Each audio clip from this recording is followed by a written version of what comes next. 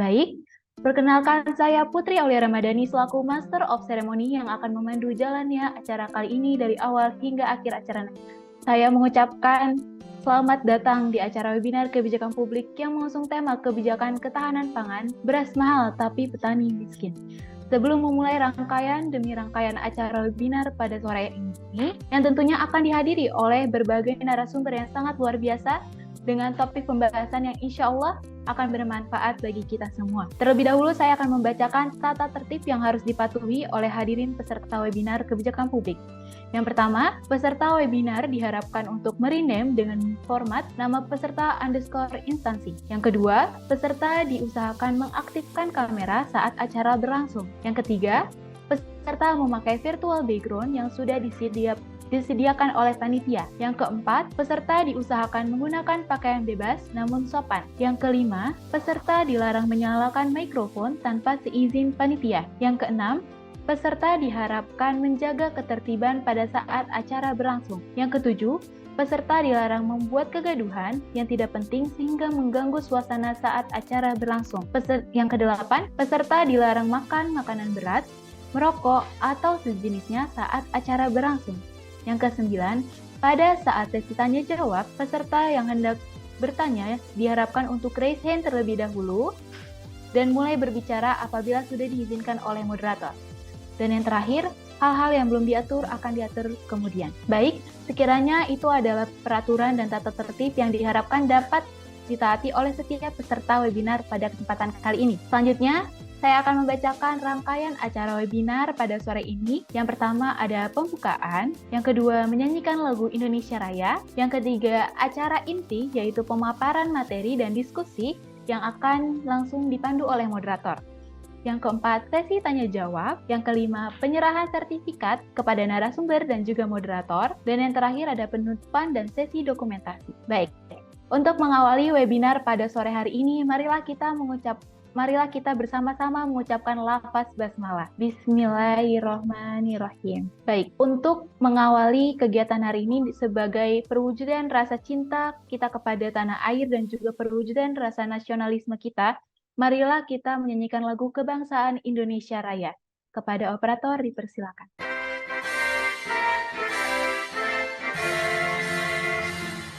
Indonesia tanah airku, tanah tumpah darahku, di sanalah aku berdiri, jadi bangku hidupku.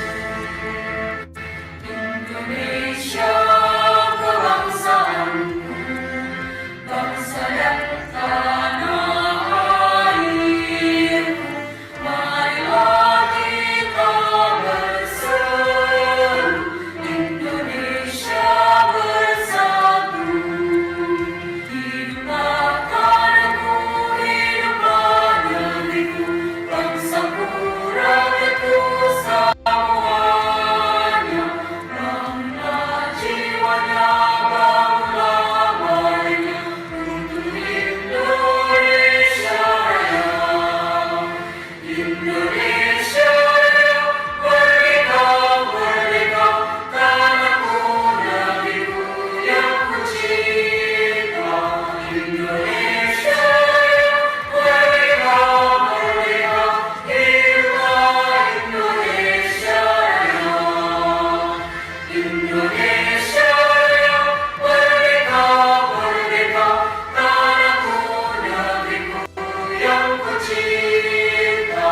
Indonesia Raya, merdeka, merdeka, hiduplah Indonesia Raya. Baik, terima kasih kepada operator yang sudah membantu dalam sesi ini. Rangkaian selanjutnya yaitu opening speech yang akan disampaikan oleh Profesor Leo Agustino PhD. Kepada Profesor Leo kami persilakan.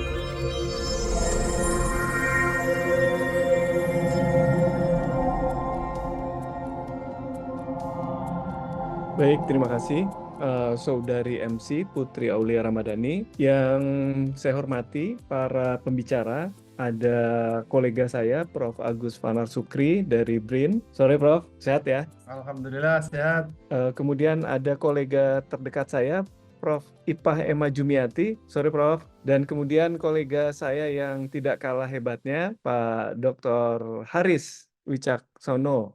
Sorry Pak Dokter. Ya Prof, izin Prof, baru selesai sholat asar dulu tadi Prof. Baik, terima kasih Pak Dr. Haris. Agenda ini adalah agenda rutin sebetulnya yang akan diselenggarakan oleh MAKPI Perwakilan Banten. MAKPI sendiri adalah Masyarakat Kebijakan Publik Indonesia yang didirikan oleh Profesor Rian Nugroho, guru kita semua, guru kebijakan publik, dan salah seorang pendirinya juga adalah Prof. Agus Vanar Sukri yang pada kesempatan sore hari ini akan menjadi narasumber. Ini adalah rangkaian kedua di mana minggu lalu pada hari Jumat kita menyelenggarakan sesi pertama dan kita akan selenggarakan sesi yang ketiga di minggu depan dengan pembicara-pembicara tentu dari kampus-kampus yang berbeda dan lembaga-lembaga penelitian yang ada di Indonesia ke depannya.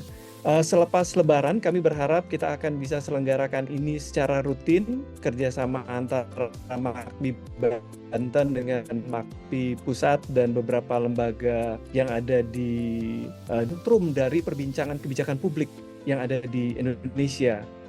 Hari ini kita akan membincangkan mengenai topik yang sangat menarik. Kawan-kawan panitia, saya tidak tahu idenya dari mana, tetapi kawan-kawan panitia meminta masukan dan masukannya langsung saya setujui karena membincangkan mengenai ketahanan pangan. Ini Prof. Agus paham betul nanti akan membincangkan mengenai ketahanan atau kedaulatan atau apalah istilah-istilah yang kemudian akan kita coba bincangkan pada kesempatan sore yang berbahagia ini. Di sisi lain, mungkin nanti akan bisa juga kita bincangkan bagaimana kemudian kawan-kawan di IPB, Institut Pertanian Bogor, itu merupakan respon, pembentukan IPB itu merupakan respon dari kemarahan Bung Karno ketika itu manakala PBB membuat satu universitas pangan di Bangkok.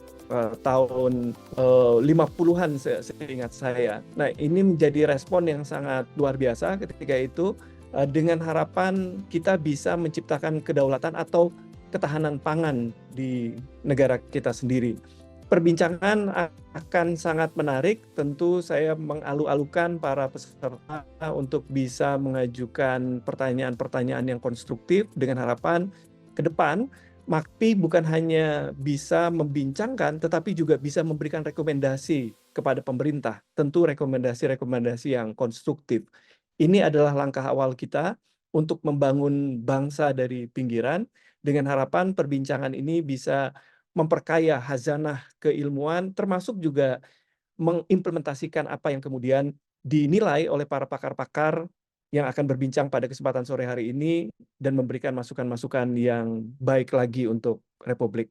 Dengan mengucapkan basmalah, Bismillahirrahmanirrahim, saya pikir webinar seri kedua ini kita buka dengan harapan para pembicara bisa mengkontribusikan semua pengetahuan dan ilmunya pada kesempatan sore meskipun waktunya sebentar, dan kawan-kawan yang hadir pada kesempatan sore hari ini juga bisa berinteraksi langsung dengan para pakar yang menjadi narasumber.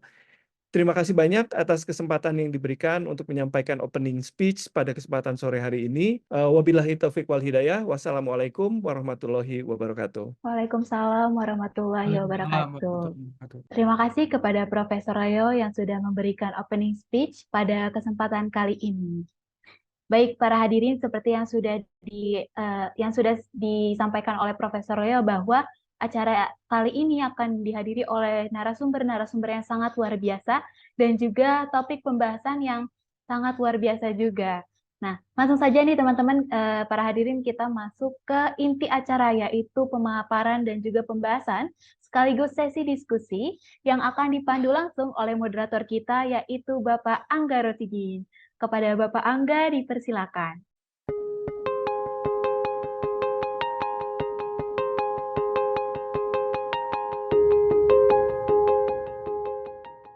Assalamualaikum warahmatullahi wabarakatuh. Waalaikumsalam warahmatullahi wabarakatuh. Assalamualaikum warahmatullahi wabarakatuh. Terima kasih kepada, saya manggilnya apa ya, Mbak MC, Kak MC ya, Kak Putri ini yang sangat semangat sekali sore ini untuk memandu acara, mengawal acara ini menjadi MC. Saya coba untuk mengawali ini. Yang pertama yang saya hormati Prof. Leo Agustino sebagai Ketua MAKPI Banten. Yang saya hormati Prof. Agus Panar Sukri sebagai peneliti senior BRIN.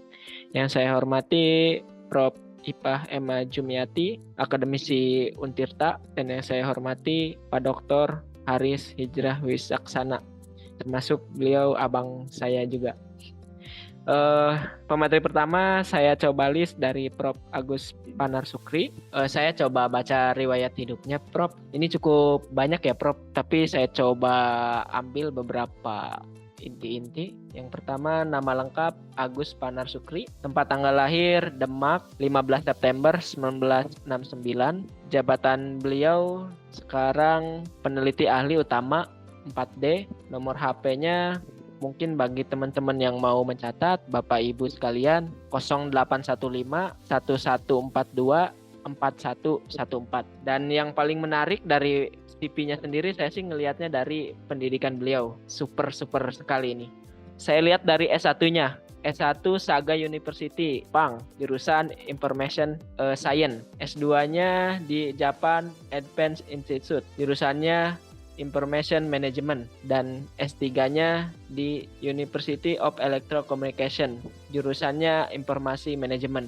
Sepertinya Prof ini apa sebutannya saya? Orang Indonesia tapi ini pendidikan Jepang gitu Prof. Sangat luar biasa sekali.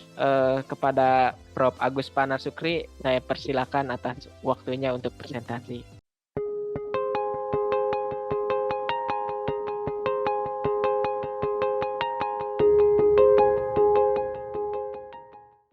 Bismillahirrahmanirrahim. Assalamualaikum warahmatullahi wabarakatuh. Waalaikumsalam warahmatullahi Waalaikumsalam wabarakatuh. Waalaikumsalam warahmatullahi wabarakatuh. Ini Prof. Leo Agustino yang kami hormati, Ketua MAKPI Klaster Banten. Ini Prof. Ipah dan Prof. Haris, ini Kak Angga, ini semua dipanggil Prof ya. Sama adik-adik mahasiswa juga peserta yang dirahmati Allah Subhanahu wa taala. Tadi izin ini ya menambahi perkenalan dari Kak Angga. Ini kalau di awal infonya saya evaluasi paling belakang tapi disuruh awal, tapi nggak apa-apa ya, biar nanti cepet untuk iftarnya, bukanya biar cepet duluan, biar bisa siap-siap untuk berbuka puasa. Oke, ini izin karena saya sebenarnya kebagian yang untuk evaluasi. Ini boleh, ini nggak share screen dari saya atau dari sana ya? Sebentar, ini kalau Boleh, bisa Prof. dari saya aja ya, yang yang lebih, biar saya bisa ngobrol lebih enak. Waktunya hanya 15 menit dan semoga teman-teman bisa mendapatkan poin yang ingin saya sampaikan ya. Ini tentang tadi yang disampaikan oleh Prof. Leo ya. Jadi tentang masalah ini apa nih? Kebijakan ketahanan pangan. Beras mahal, petani tetap miskin. Nah, ini nanti kami bertiga diminta untuk menyampaikan.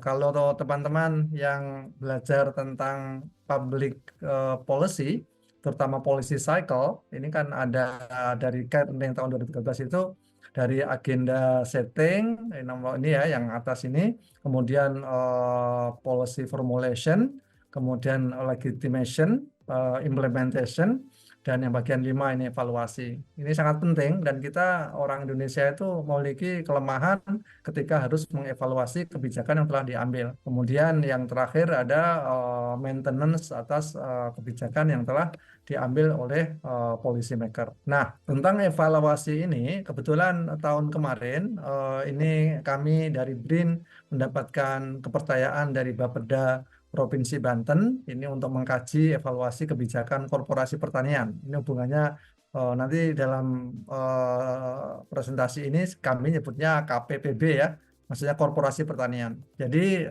bentuknya koperasi atau kelompok petani apa saja, tapi secara korporasi ini perlu berkolaborasi dan kami bersebelasan orang, termasuk dari BRIN, dari Bapeda Kota Serang dan sebagainya, bahkan dari Untirta juga ada.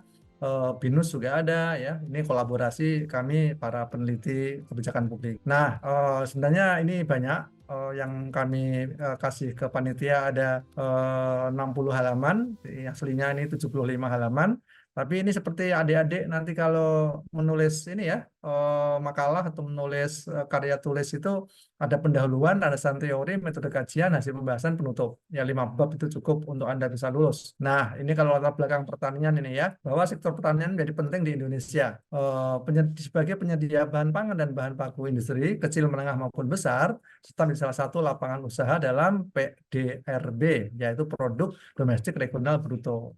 Tapi ternyata di Banten, ini karena kita semua banyak di Banten ya, ternyata masih kecil ini ya, kontribusi sektor pertanian dalam PDRB Banten tahun 2000 hanya 5% saja. Ini tantangan bagi pemerintah Provinsi Banten untuk mengimplementasikan kebijakan agar produksi dan produktivitas pertanian bisa meningkat. Jadi ya ini jumlah petaninya banyak, tapi kontribusinya kecil begitu ya. Nah ini kalau kita lihat dari 2019 sampai 2022 ini ya secara nasional, ini Banten sempat di bawah, dan kemudian 2020 ketika COVID itu sempat naik, kemudian 2021 ini semakin mengecil malah, dan 2022 bisa di atas rata-rata. Ini sangat fluktuatif sehingga kebijakan pemerintah sangat diperlukan.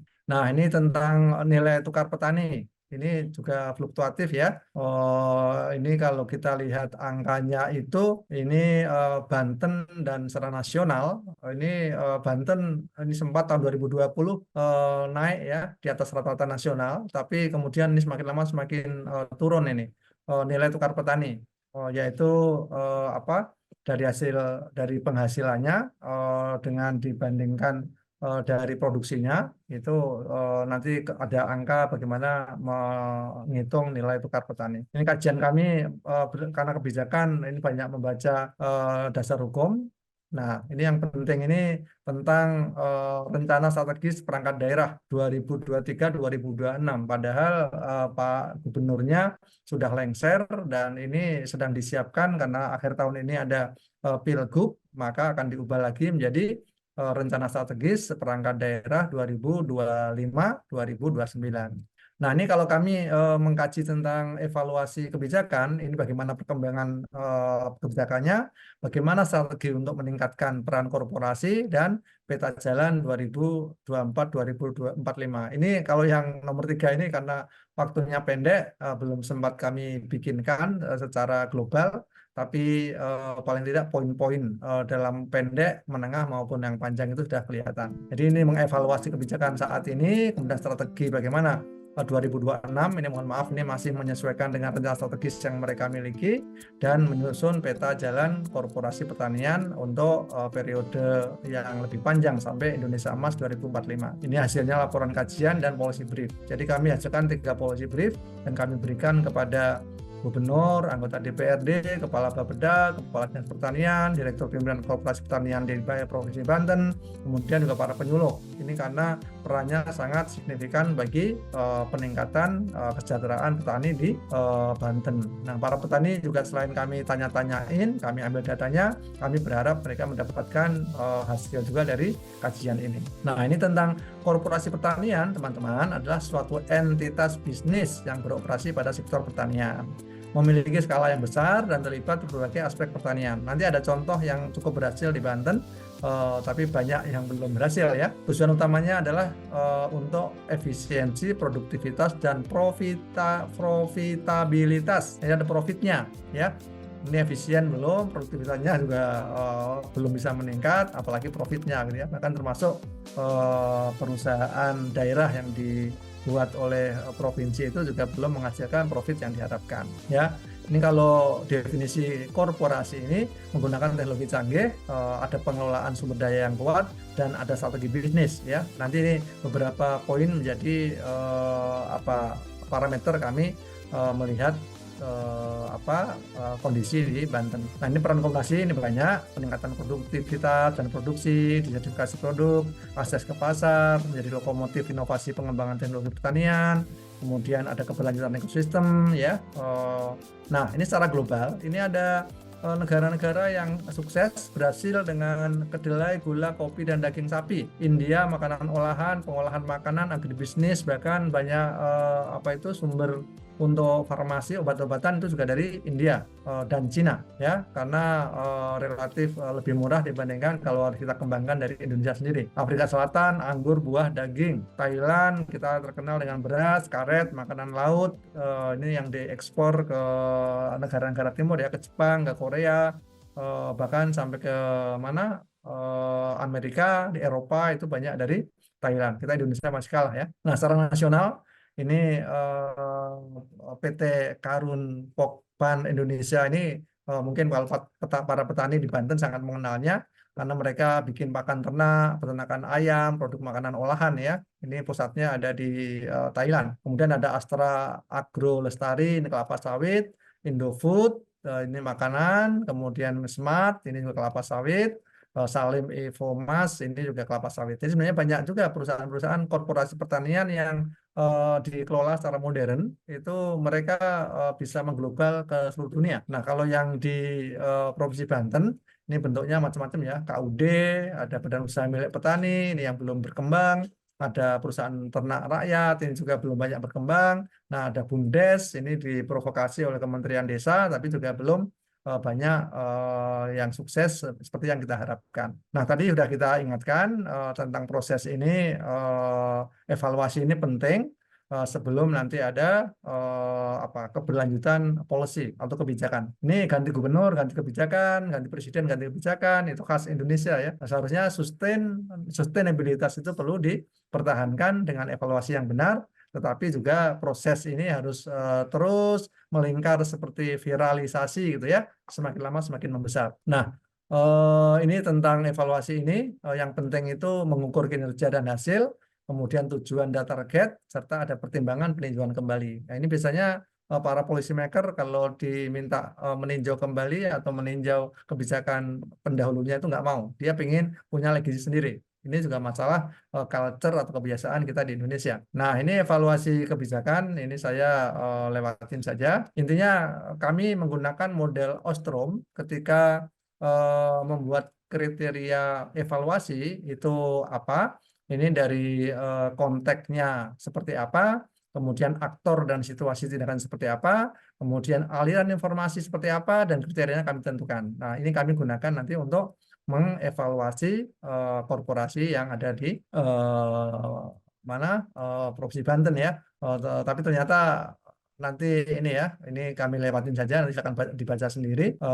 Ada kedudukan yang setara, ada ketergantungan pada pemerintah, kurangnya insentif, keterlibatan korporasi dalam proses kebijakan, ada kapasitas yang terbatas dan sebagainya ya. Kalau di desa ada elit desa. Nah, ini faktor-faktor yang tata kelola korporasi, ini mungkin ada batu loncatan gitu ya. Dari petani ada gabungan kelompok petani, kemudian ada KUD dan sebagainya. Ini kalau punya pemimpin yang kuat, manajemen yang kompeten, akses sumber daya yang baik, menggunakan teknologi dan inovasi, kemudian juga ada diversifikasi usaha, seperti nanti kami contohkan yang jagung ya, itu relatif berhasil. Kemudian ada rantai pasok yang efisien. Nah, ini biasanya perusahaan beradu dengan perusahaan besar ya. Mereka modalnya kuat dan biasanya kalau rantai pasok mereka lebih efektif dan lebih efisien. Kemudian pasar pemasaran yang kuat, ini pasarnya ada, tapi ketika lebih banyak rentenir yang ikut serta di situ, mereka lebih banyak menanggung keuntungan. Yang petani yang paling bawah yang ini ya. Kemudian kepatuhan regulasi, komitmen kualitas, manajemen risiko, keberlanjutan lingkungan. Jadi ini banyak sekali faktor-faktor sukses untuk pengelolaan korporasi sebelum sampai petani. Nah, ini petani tadi ya, bagaimana menghitung ini. Jadi nilai tukar petani itu rasio antara indeks harga yang diterima oleh petani dengan indeks harga yang dibayar oleh petani. Jadi antara yang pemasukan yang dia miliki dan dia keluarkan untuk ini. Kalau nilai di atas 100 berarti ini sudah ini ya mengalami kenaikan. Nah, ada juga ini NTP ini sebagai indikator daya beli. Kemudian NTP juga menilai sebagai daya tukar, term of trade. Jadi kemampuannya ya paling gampang input output. Kalau lebih besar inputnya dia plus, kalau lebih besar outputnya dia minus gitu ya. Jadi sebaiknya ya karena dia tidak hanya untuk hidup saja, untuk nyekolahin anak dan sebagainya, seharusnya dia lebih dari 100 ya. Nah ini kesejahteraan petani ini ada NTP, ada juga NTUP, nilai tukar usaha pertanian. Berapa yang dia perlukan untuk beroperasi atau mengoperasikan persawahan untuk ditanaminya. Kemudian ada tingkat kemiskinan, ini karena masalah literasi dan masalah pendidikan, biasanya tingkat kemiskinan di petani ini sangat tinggi dan mereka juga sulit untuk menerima ini ya ilmu-ilmu yang baru gitu ya. Oke, ini kami kualitatif, kemudian menggunakan gap, kemudian kami berpikir tentang tata kelola dari input, proses, output, outcome, sampai impact ya. Karena petani itu impact-nya seperti apa, outcome-nya nilai tukar petani, kemudian output dari ini hanya ada kebijakan, ada keuntungan bagi para petani ya. Saya cepat saja biar nanti nih ya. Nah ini hasil kami, ternyata pertanian dalam ekonomi Banten ini tadi ya peran serta hanya di PDRB itu hanya 5%, kemudian NTP ini mengalami kenaikan 3,34% gitu ya, kemudian NTUP terus meningkat 111, 112 lah ya. Intinya ini dari PDRB-nya masih kecil, padahal jumlah petaninya banyak. Nah profil yang ini PT Agrobisnis ABM ini Persero Daerah dan didirikan tahun 2019. Kemudian ini sebenarnya punya tanah ya di Pemkab Pandeglang, kemudian ada tanaman pangan yang untuk rice mill. Jadi mereka punya banyak ini ya, banyak usaha. Kemudian ada koperasi Giri Mukti ini yang kami anggap sukses dan ini bisa menjadi percontohan. Ada juga koperasi Tani Jamur ya, ini di Cilambang, itu di Kabupaten Lebak ya, di Kota Serang. Jadi ini juga relatif sukses, tapi belum sesukses yang koperasi jagung. Jadi ini kebijakannya ini secara umum komitmen pemerintah daerah ini sudah dapat dilihat dari dokumen perencanaannya. Tetapi masih banyak yang ini ya, dalam perencanaan yang ada, secara dokumen ada, tetapi secara eksplisit walaupun ada, namun belum secara konkret terjabarkan sebagai rencana kerja implementatif di pemerintah daerah. Maksudnya gubernur punya rencana, tapi dinas-dinas itu belum membreakdown, belum mengkaskading dari kebijakan yang ada. Jadi masih vektor itu belum searah, tapi vektornya masih macam-macam gitu ya. Kemudian belum ditemukan, tidak kami temukan rencana program yang konkret pada dinas-dinas yang ada di Provinsi Pertanian Provinsi Banten. Izin Prof, Oke, 1 menit lagi Prof. ya, 3 menit ya, siap. Menit lagi, Kemudian indikator apa yang lainnya ini saya lewatin saja, tapi yang penting ini masalah kebijakan. Kalau kami fokus pada kebijakan, intinya antara yang ditulis dengan yang direncanakan masih berbeda, dan dari hasil evaluasi model Osrom ini juga kami temukan nanti keterlibatan petani sangat minim. Informasi kebijakan sudah ada, tapi secara lapangan ini belum sampai. Jadi karena birokratis, proses sampai petani itu sangat panjang, dari provinsi ke kabupaten, kota, kemudian ke kecamatan, baru ke kelurahan gitu ya, kemudian baru sampai ke para petani. Nah ini kalau kita lihat ini ya, seharusnya modalnya 300 miliar baru dikasih 80 M gitu ya. Ini tarik ulur antara pemerintah dengan direktur ini ya, PT ABM ya. Kami dikasih 300 dong biar bisa jalan. Kalian tunjukkan dulu 300 sudah jadi berapa gitu ya. Nah ini padahal ada banyak ini. Ini kalau dibandingkan dengan DKI itu untuk misalnya untuk beras ada PT sendiri, kemudian untuk distribusinya sendiri, kemudian pasar juga sendiri gitu ya. Kalau PT ABM ini tiga hal tentang perberasan itu semua menjadi satu, sehingga fokusnya terpecah gitu ya. Nah ini yang hijau bulat ini bagus, yang gunung ini cukup, tapi ada yang kurang. Nah yang kurangnya bagian mana? Ini masalah pasar dan pemasaran, ini masih kalah dengan yang perusahaan besar yang ada di Banten. Kemudian yang manajemen risiko belum ada. kemudian yang keberlanjutan juga belum ada. Jadi secara ini baru seperti mencoba-coba ya dari 2019 yang lalu. Kemudian yang contoh yang bagus ini kelompok Tani Giri Mukti, ini kebetulan Pak Haji Wawan ini dulu mantan lurah, sekarang menjadi ketua koperasi. Ini kerjasama dengan Perhutani, kontrak 5 tahun. Ini lembaga masyarakat. Yang ikut ini ada 1.100 ya, 750 kakak dari 1.100. Jadi mungkin 70% itu menjadi anggota koperasi. Ini sangat ini ya teman-teman, kalau lihat ada 700 hektar ditanami jagung, ubi, kayu putih gitu ya, selang-seling kerjasama dengan ini. Dan yang paling menghasilkan jagung karena ini untuk pakan ternak dan untuk ini ya. Ada juga yang sebagian kecil punya kelapa sawit seperti Pak Lurah sendiri. Dan mereka mendirikan SMK Pertanian, jadi SDM-nya itu mereka didik, mereka praktekkan, dan ini bisa menjadi contoh yang baik ya. Jadi ini swasta, kemudian jadi anak-anak sekitar situ disekolahkan di SMK, kemudian diajak praktek untuk berlanjutan mereka. Ini sesuatu yang luar biasa di Banten, dan ini tadi ada ini ya, wirausahanya ini belum berkembang, tapi yang lainnya sudah cukup bagus, dan manajemen risiko juga belum karena ini masih tradisional ya, tapi lainnya sudah bagus. Ini yang Cilambang juga sama, kami evaluasi sudah ada, tapi di sertifikasi saya belum ada datanya. Yang lainnya mungkin ini penyuluh juga minta ini ya, ada masalah diminta kerjasama, tetapi ini diminta pendampingan teknis, juga ada SDM, tapi kerjasama antara penyuluh di provinsi dengan di kota kabupaten di Banten ini belum baik, termasuk penganggarannya, sehingga ini ya dampak korporasi terhadap petani ini ya petani seharusnya memiliki kesamaan ini ya komoditas, disediakan pemerintah infrastrukturnya, perlu sarana modern gitu ya, memiliki mitra permodalan, pemindahan intensif. Nah ini yang nilai tukar petani yang 112 ini naik, tetapi perlu dibuat kebijakan.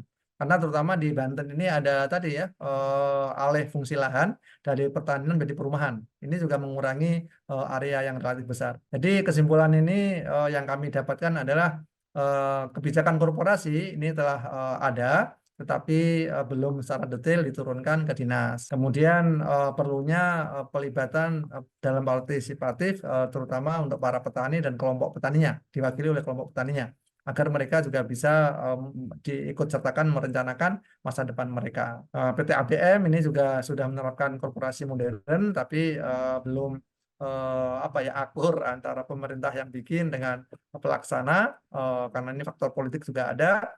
Sehingga mereka sekarang fokus pada mengembangkan aplikasi ini ya. Padahal belum banyak petani yang terbiasa menggunakan aplikasi. Mungkin kalau yang milenial terbiasa, tapi para petani belum sana. Nah, koperasi jagung tadi yang Pak Wawan tadi sudah bagus, dan untuk ini ya korporasi ini, kebijakan korporasi pertanian ini belum secara eksplisit ada, sehingga ke depan perlu diperjelas lagi, terutama pada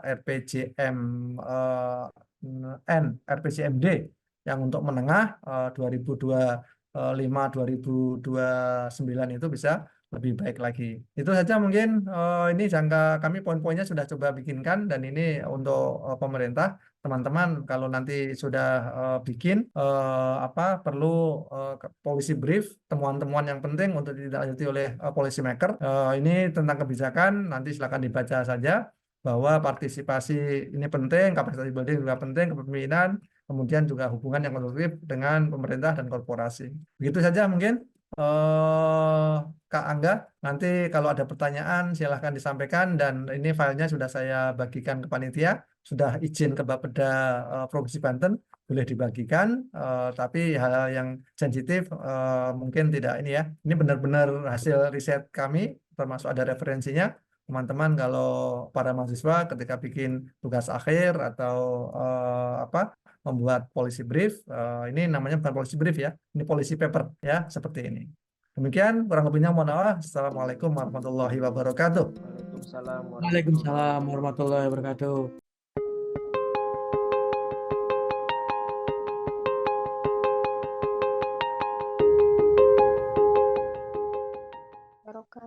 Terima kasih Prof. Agus. Ini sangat inti sekali. Daging semua ini Prof. Kalau saya diskusi dengan teman-teman saya ini all in protein ini Prof diskusinya.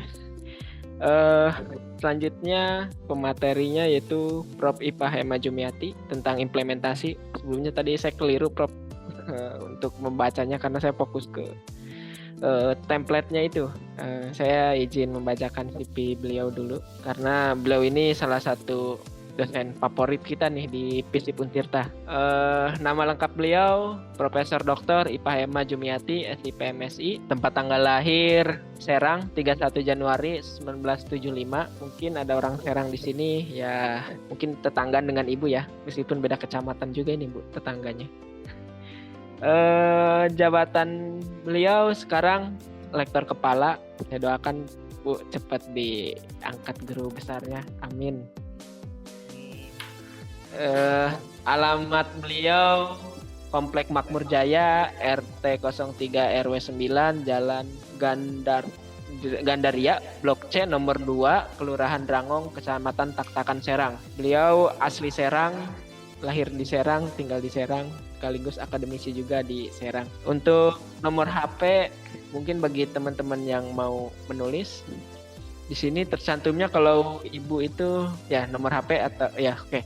0819 11 25 1208 ya. Karena sebelumnya Ibu Prof ini ngasih juga nomor telepon. Mungkin telepon rumah kali Ibu ya. Pendidikan beliau sepertinya sangat lama sekali nih di Bandung. Sama seperti Prof Agus tadi, all in Japan. Kalau ini all in Bandung nih, Paris Panjapa. Jadi S1-nya Administrasi Negara Unpad Bandung, S2-nya Administrasi Publik Unpad Bandung, dan S3-nya Administrasi Publik Unpad Bandung juga. Tidak terlalu berlama-lama, kepada Prof. IPA Hema Jumiati atas waktunya dipersilahkan.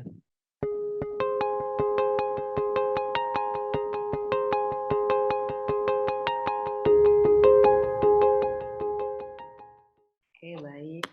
Assalamualaikum warahmatullahi wabarakatuh. Waalaikumsalam warahmatullahi wabarakatuh. Waalaikumsalam Waalaikumsalam warahmatullahi wabarakatuh. Sangat appreciate ya, karena hari ini saya mendapatkan gelar profesor ya dari Prof. Ray Agustino, kemudian dari rekan-rekan MAKPI, dari Prof. Agus juga, kemudian dari Prof. Dr. Haris Hijrah Wicaksana. Jadi hari ini saya sangat sangat bahagia ya, dan juga merasa termotivasi ya untuk mencapai gelar guru besar se-efektif dan se-efisien mungkin. Mudah-mudahan, mohon doa. Nah, yang terhormat Bapak Profesor Leo Agustino PhD, Dekan FISIP Untirta, sekaligus Ketua Masyarakat Kebijakan Publik Klaster Banten. Terima kasih sudah menjadikan saya wakil ketua, yang mudah-mudahan bisa berkontribusi dan memberikan manfaat pada para pihak ya seluas-luasnya, ya terutama masyarakat Provinsi Banten, karena kami ada di klaster wilayah Banten dan jajaran instansi Banten maupun dunia usaha maupun public sector di Provinsi Banten. Ini juga ada Pak Dr. Haris yang karena menyemplungkan saya juga ke MAKPI.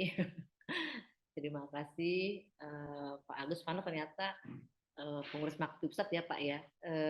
Baik ya, tema dari makalah saya tentunya dengan juga mengucapkan puji syukur kepada Allah Subhanahu wa taala karena hari ini diberikan kesempatan yang luar biasa memberikan atau sharing materi mengenai implementasi kebijakan ketahanan pangan, beras mahal, petani tetap miskin. Selawat dan salam juga tak lupa kita hadiahkan kepada Rasulullah Muhammad SAW yang telah membawa kita dari alam kegelapan ke arah yang terang.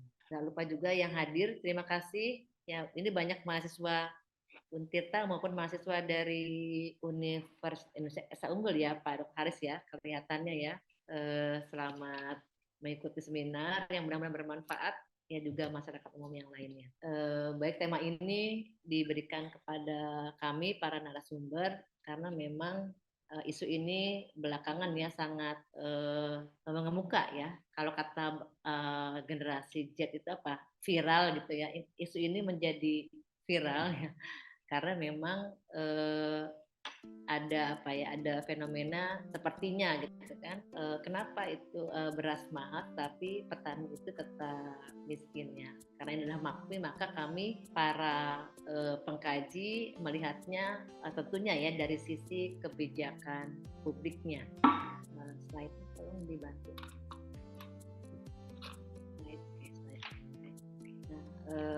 Baik ya. Mengapa ketahanan pangan itu menjadi penting ya? Karena memang mayoritas penduduk Indonesia itu kan mengkonsumsi beras ya. Ya konsep ketahanan pangan sebetulnya sudah mulai muncul ya pada tahun 1970-an, di mana ketahanan pangan mulai menjadi isu yang berkembang secara internasional. Ya, konsep ketahanan pangan itu sendiri juga difokuskan pada ketersediaan pangan di tingkat nasional maupun internasional, terlebih faktor ketersediaan pangan ya, yang dilihat juga bagaimana kebutuhan pangan di rumah tangga pada awal tahun 1970-an tersebut.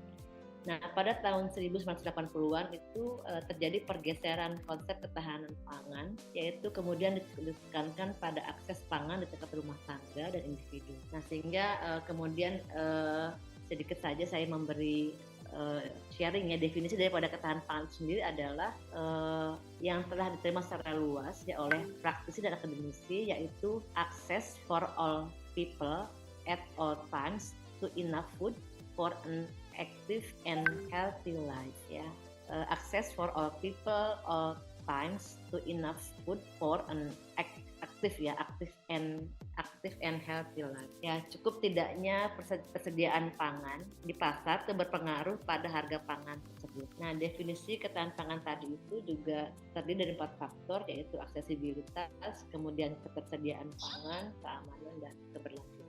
Nah, itu sedikit ya bercerita tentang awal mula daripada konsep ketahanan pangan. Nah, sementara pada slide di sini digambarkan jumlah penduduk Indonesia yang setiap tahun ya mengalami peningkatan, sementara lahan untuk ketersediaan pangan itu semakin berkurang ya, karena berubah menjadi infrastruktur dan pertanian ya, seperti masifnya perumahan ya, pemukiman penduduk, kemudian tumbuh juga berbagai industri ya, kemudian menurunnya juga produktivitas pertanian dan berimbas pada penurunan ketersediaan bahan pangan. Slide di bawah.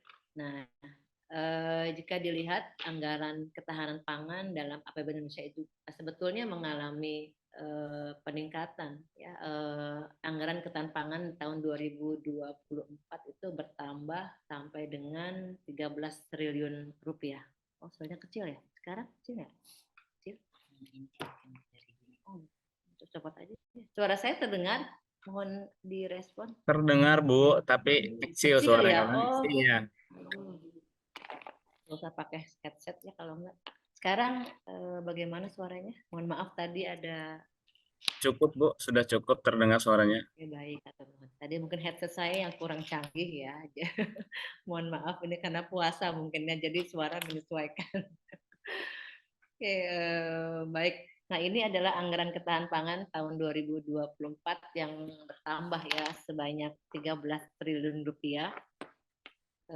Namun tadi ya kenapa gitu kan masih banyak petani yang nampaknya sulit lepas ya dari jerat kemiskinan, padahal harga berasnya naik begitu ya.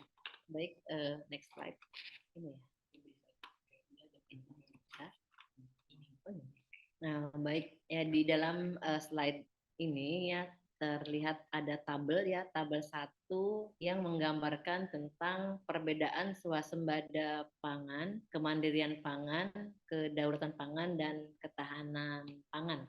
Ya, di sini ada kita lihat dari lingkupnya ya, lingkup nasional, kemudian dilihat dari sasaran, strategi, output maupun outcome-nya. Ya, dilihat dari suasana pangan secara nasional, maka melihat pada komoditas pangan, kemudian strategi yang direkomendasikan ada substitusi impor, sementara outputnya adalah peningkatan produksi dengan perlindungan pada petani, dan outcome-nya adalah ketersediaan pangan oleh produk domestik namun yang bukan impor. Kemudian sasaran kemandirian pangan secara nasional adalah komoditas pangan, strateginya adalah peningkatan daya saing, ya promosi ekspor, kemudian outputnya adalah peningkatan produksi pangan yang berdaya saing dan outcome-nya adalah ketersediaan pangan oleh produk domestik, ya impor hanya pelengkap, tidak sepenuhnya. Kemudian dalam hal kedaulatan pangan, lingkupnya nasional, sasarannya adalah komoditas pangan dan strateginya adalah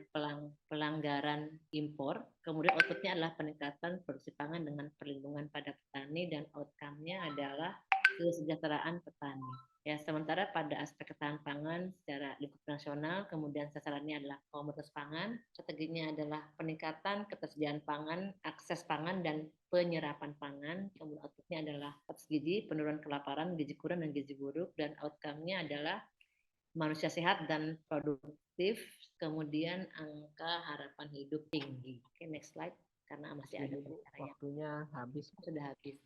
Atau mau dipersingkat boleh. Oke, baik.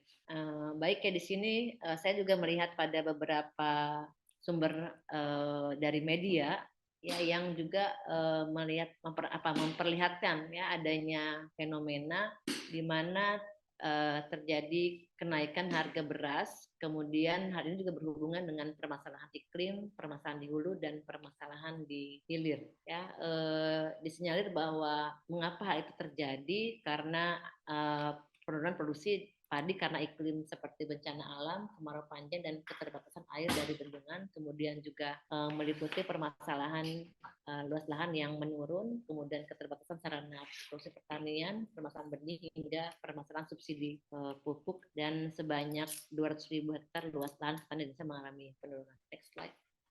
Oke, kemudian juga terjadi inflasi harga beras pada Agustus 2023 yang tembus sampai dengan 13,76%. Ini menurut BPS. Jika dilihat ke belakang, inflasi ini adalah yang tertinggi sejak Juni tahun 2012 karena pada Juni 2012 inflasi harga beras saat itu mencapai 16,22%. Dipicu juga oleh kenaikan harga gabah dan juga pada Agustus tahun 2023 diketahui harga beras tembus sampai dengan 12.000 per kilo dan untuk pertama kalinya harga beras premium tembus sampai dengan 14.000 per kilo. Next slide. Oke, terima kasih karena sudah ada warning ya dari moderator. Saya akhiri. Assalamualaikum warahmatullahi wabarakatuh. Mohon maaf jika tidak kurang.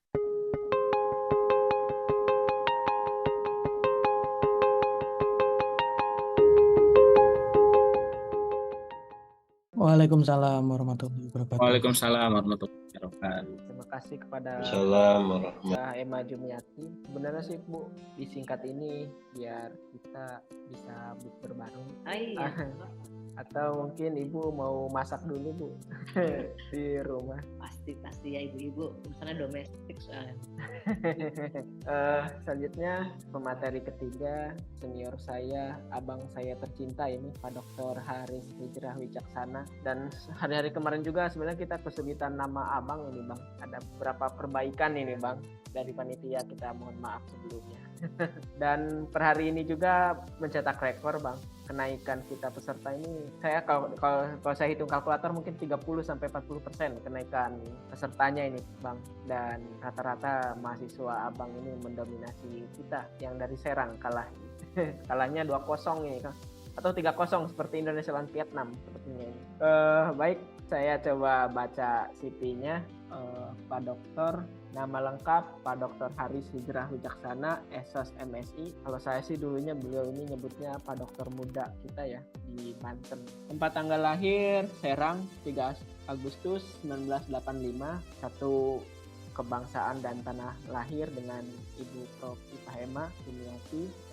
Jabatan sekarang lektor. Alamatnya Grand Arva Resort, Blok B2, nomor 6 RT 2 RW 14 Kelurahan Serang, Kecamatan Serang, Kota Serang. Nomor HP 08 111 21 555 15. Pendidikan beliau S1 Administrasi Negara FISIP Untirta, S2-nya Administrasi Publik di UIN. di Unis Tangerang, dan S3-nya beliau lanjutkan di Administrasi Publik Unpad Bandung. Mungkin S3-nya sama nih dengan Prof. Pak Emma Jumiati, kita sebut reunian ini Bu di webinar ini.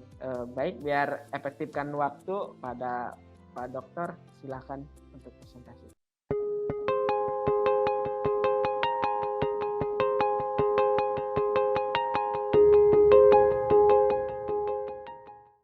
Ya, terima kasih Angga. Bismillahirrahmanirrahim. Assalamualaikum warahmatullahi wabarakatuh. Waalaikumsalam warahmatullahi wabarakatuh.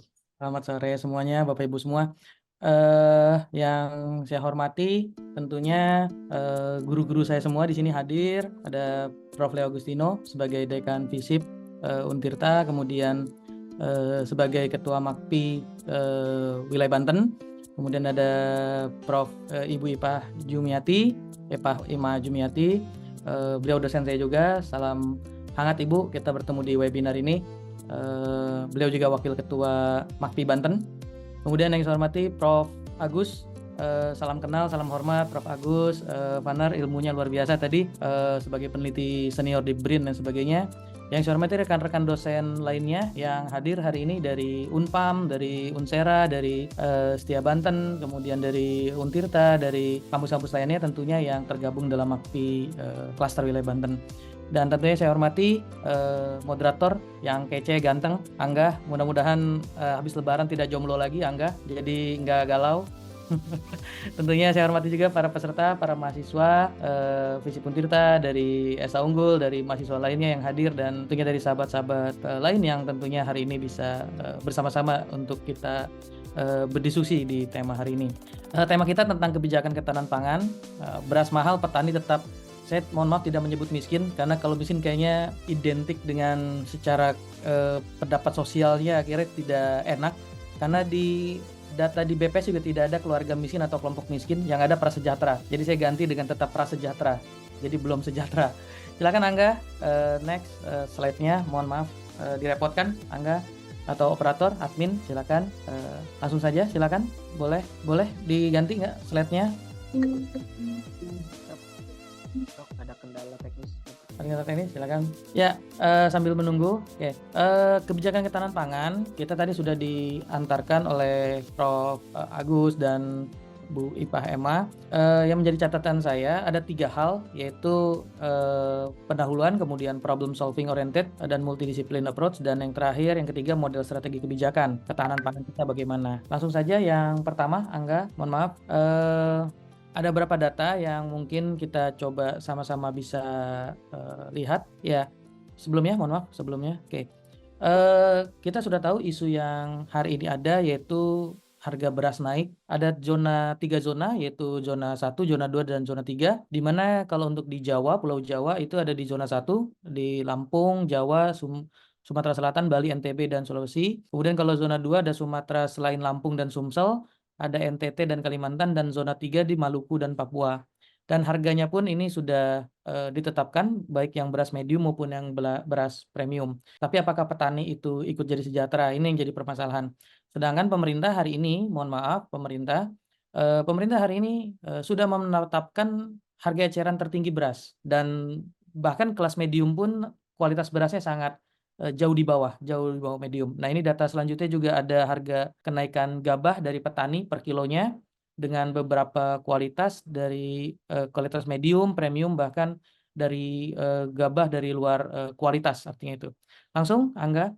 Nah, kemudian kebetulan 2 minggu sebelumnya, dari minggu sekarang saya bertemu dengan teman kebetulan yang sahabat saya ini bekerja di BI. Kebetulan beliau waktu itu sedang rapat dengan Komisi 11 DPR RI untuk menghadapi bulan Ramadan, inflasi menghadapi bulan Ramadan dan hal-hal lainnya. Ini ada beberapa kajian dari BI yang kebetulan saya dikasih datanya sama beliau, dan saya juga sudah izin untuk bisa dipresentasikan di webinar ini. Nah, ini ada kenaikan yang cukup besar, yaitu di komoditas beras. Tapi bukan hanya beras saja, ada lainnya, yaitu seperti cabai, telur ayam, daging, dan minyak goreng. Sepertinya ini kan sudah menjadi kebiasaan kita karena biasanya di bulan Ramadan permintaan terhadap barang ini melampaui tinggi. Karena biasanya mungkin di awal-awal Ramadan ya orang ingin sekali ya masak atau bermasak dan sebagainya untuk makan sahur dan santap sahur dan buka puasa bersama sehingga permintaan sangat tinggi. Ditambah nanti ketika akhir Ramadan atau menuju pada Idul Fitri Lebaran, harga daging, harga ayam, harga telur dan sebagainya semua akan melampaui jadi tinggi karena permintaan sangat tinggi. Nah, ini karena ada hukum permintaan dan penawaran. Semakin tinggi permintaan dan semakin langkanya barang, terbatasnya barang, ini otomatis akan menjadi tinggi. Ini hukum dasar dalam ekonomiknya. Langsung saja, ini datanya nanti bisa sambil dibaca sama teman-teman biar agak cepat kita. Nah, ini sudah dibuat zonanya, baik beras, kemudian daging ayam dan sebagainya. Nah, kalau kita di Provinsi Banten, ini harga beras kita walaupun naik tinggi dan sebagainya, masih dalam koridor di sini kenaikan 3,59%.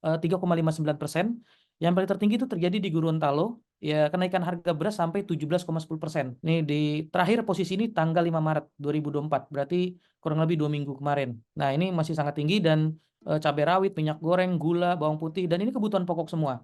Oke, lanjut.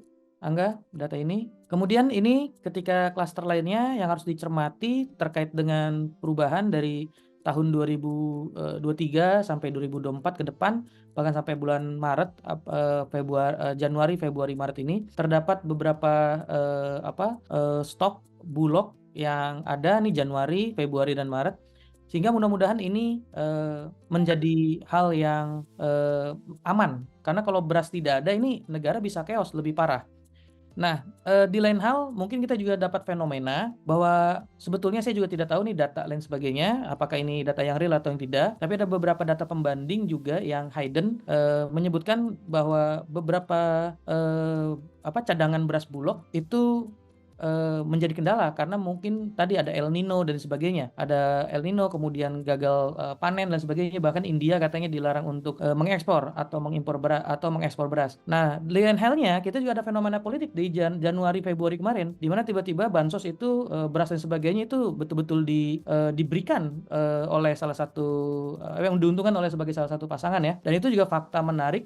Bansos yang harusnya dibagi termin dalam satu tahun itu beberapa kali pembagian ini dipulkan di awal tahun di Januari Februari. Biasanya bansos itu hadir di tengah-tengah di periode pertama di Maret ataupun April.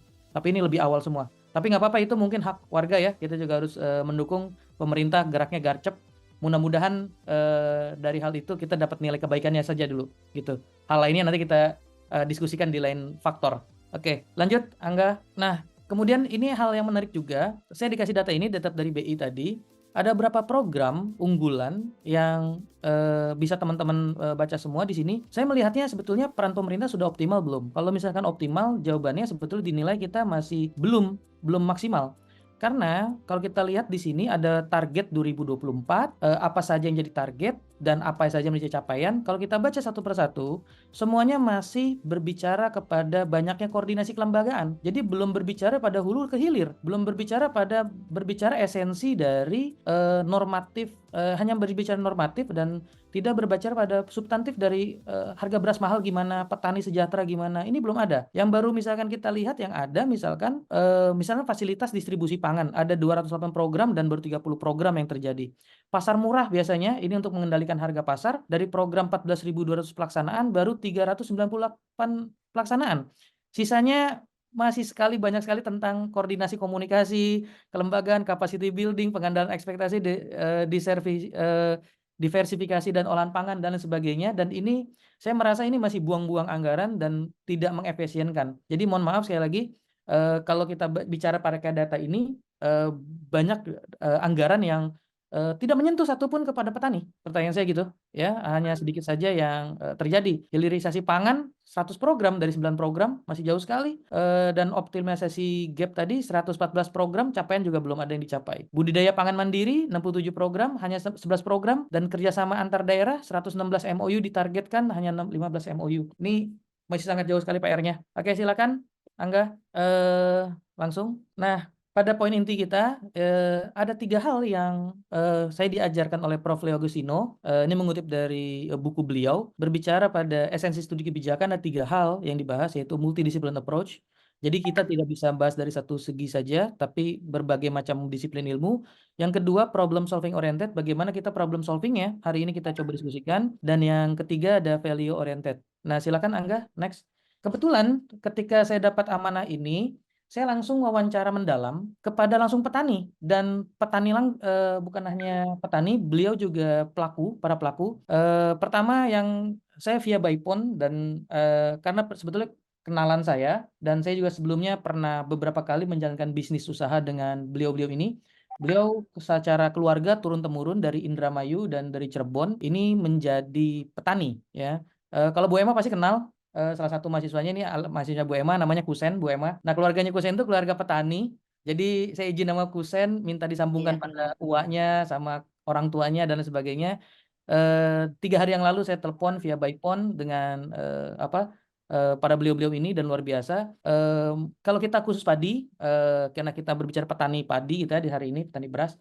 Ada beberapa hal yang saya bahas terkait dengan, pertama, masalah utama kepemilikan lahan. Petani kita nggak akan pernah jadi sejahtera karena mereka tidak memiliki lahan sendiri. Dari beberapa presentasi lainnya, kalau disebut ini tuan takur atau tuan tanah, ini memang nyata ada. Rata-rata mereka jadi buruh tani. Kepemilikan lahan mereka sangat sedikit sekali, dan rata-rata hari ini lahan itu sudah tergadaikan oleh para pengusaha-pengusaha besar. Seperti tadi yang disebutkan oleh Prof. Agus, dari ada Pokpan, ada lain sebagainya dan sebagainya, mereka sudah punya aset yang luar biasa. Kemudian masa tanam bibit, masa tanam ini ada 3 hal yang saya batasi, yaitu ada bibit, pupuk, dan pestisida. Ini menjadi kayak rahasia umum, dan masalahnya selalu berulang-ulang. Setiap masa tanam ini langka, setiap masa panen ini ada. Jadi sehingga ketika masa tanam ini langka, kita ingat lagi dalam teori ekonomik yang paling dasar, permintaan dan penawaran. Permintaannya tinggi tapi langka barangnya, akhirnya tidak ada.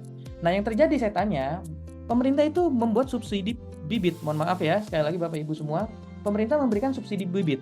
Tapi subsidi bibit ini, mohon maaf sekali lagi, ini nggak mau dipakai sama petani. Saya tanya, kenapa Pak tidak dipakai? Karena tadi bibit yang dikasih yang subsidi ini, mohon maaf, kualitasnya, sekali lagi kualitasnya, hasil panennya itu tidak sampai 50% katanya. Sehingga apa yang terjadi? Mereka pakai bibit sendiri.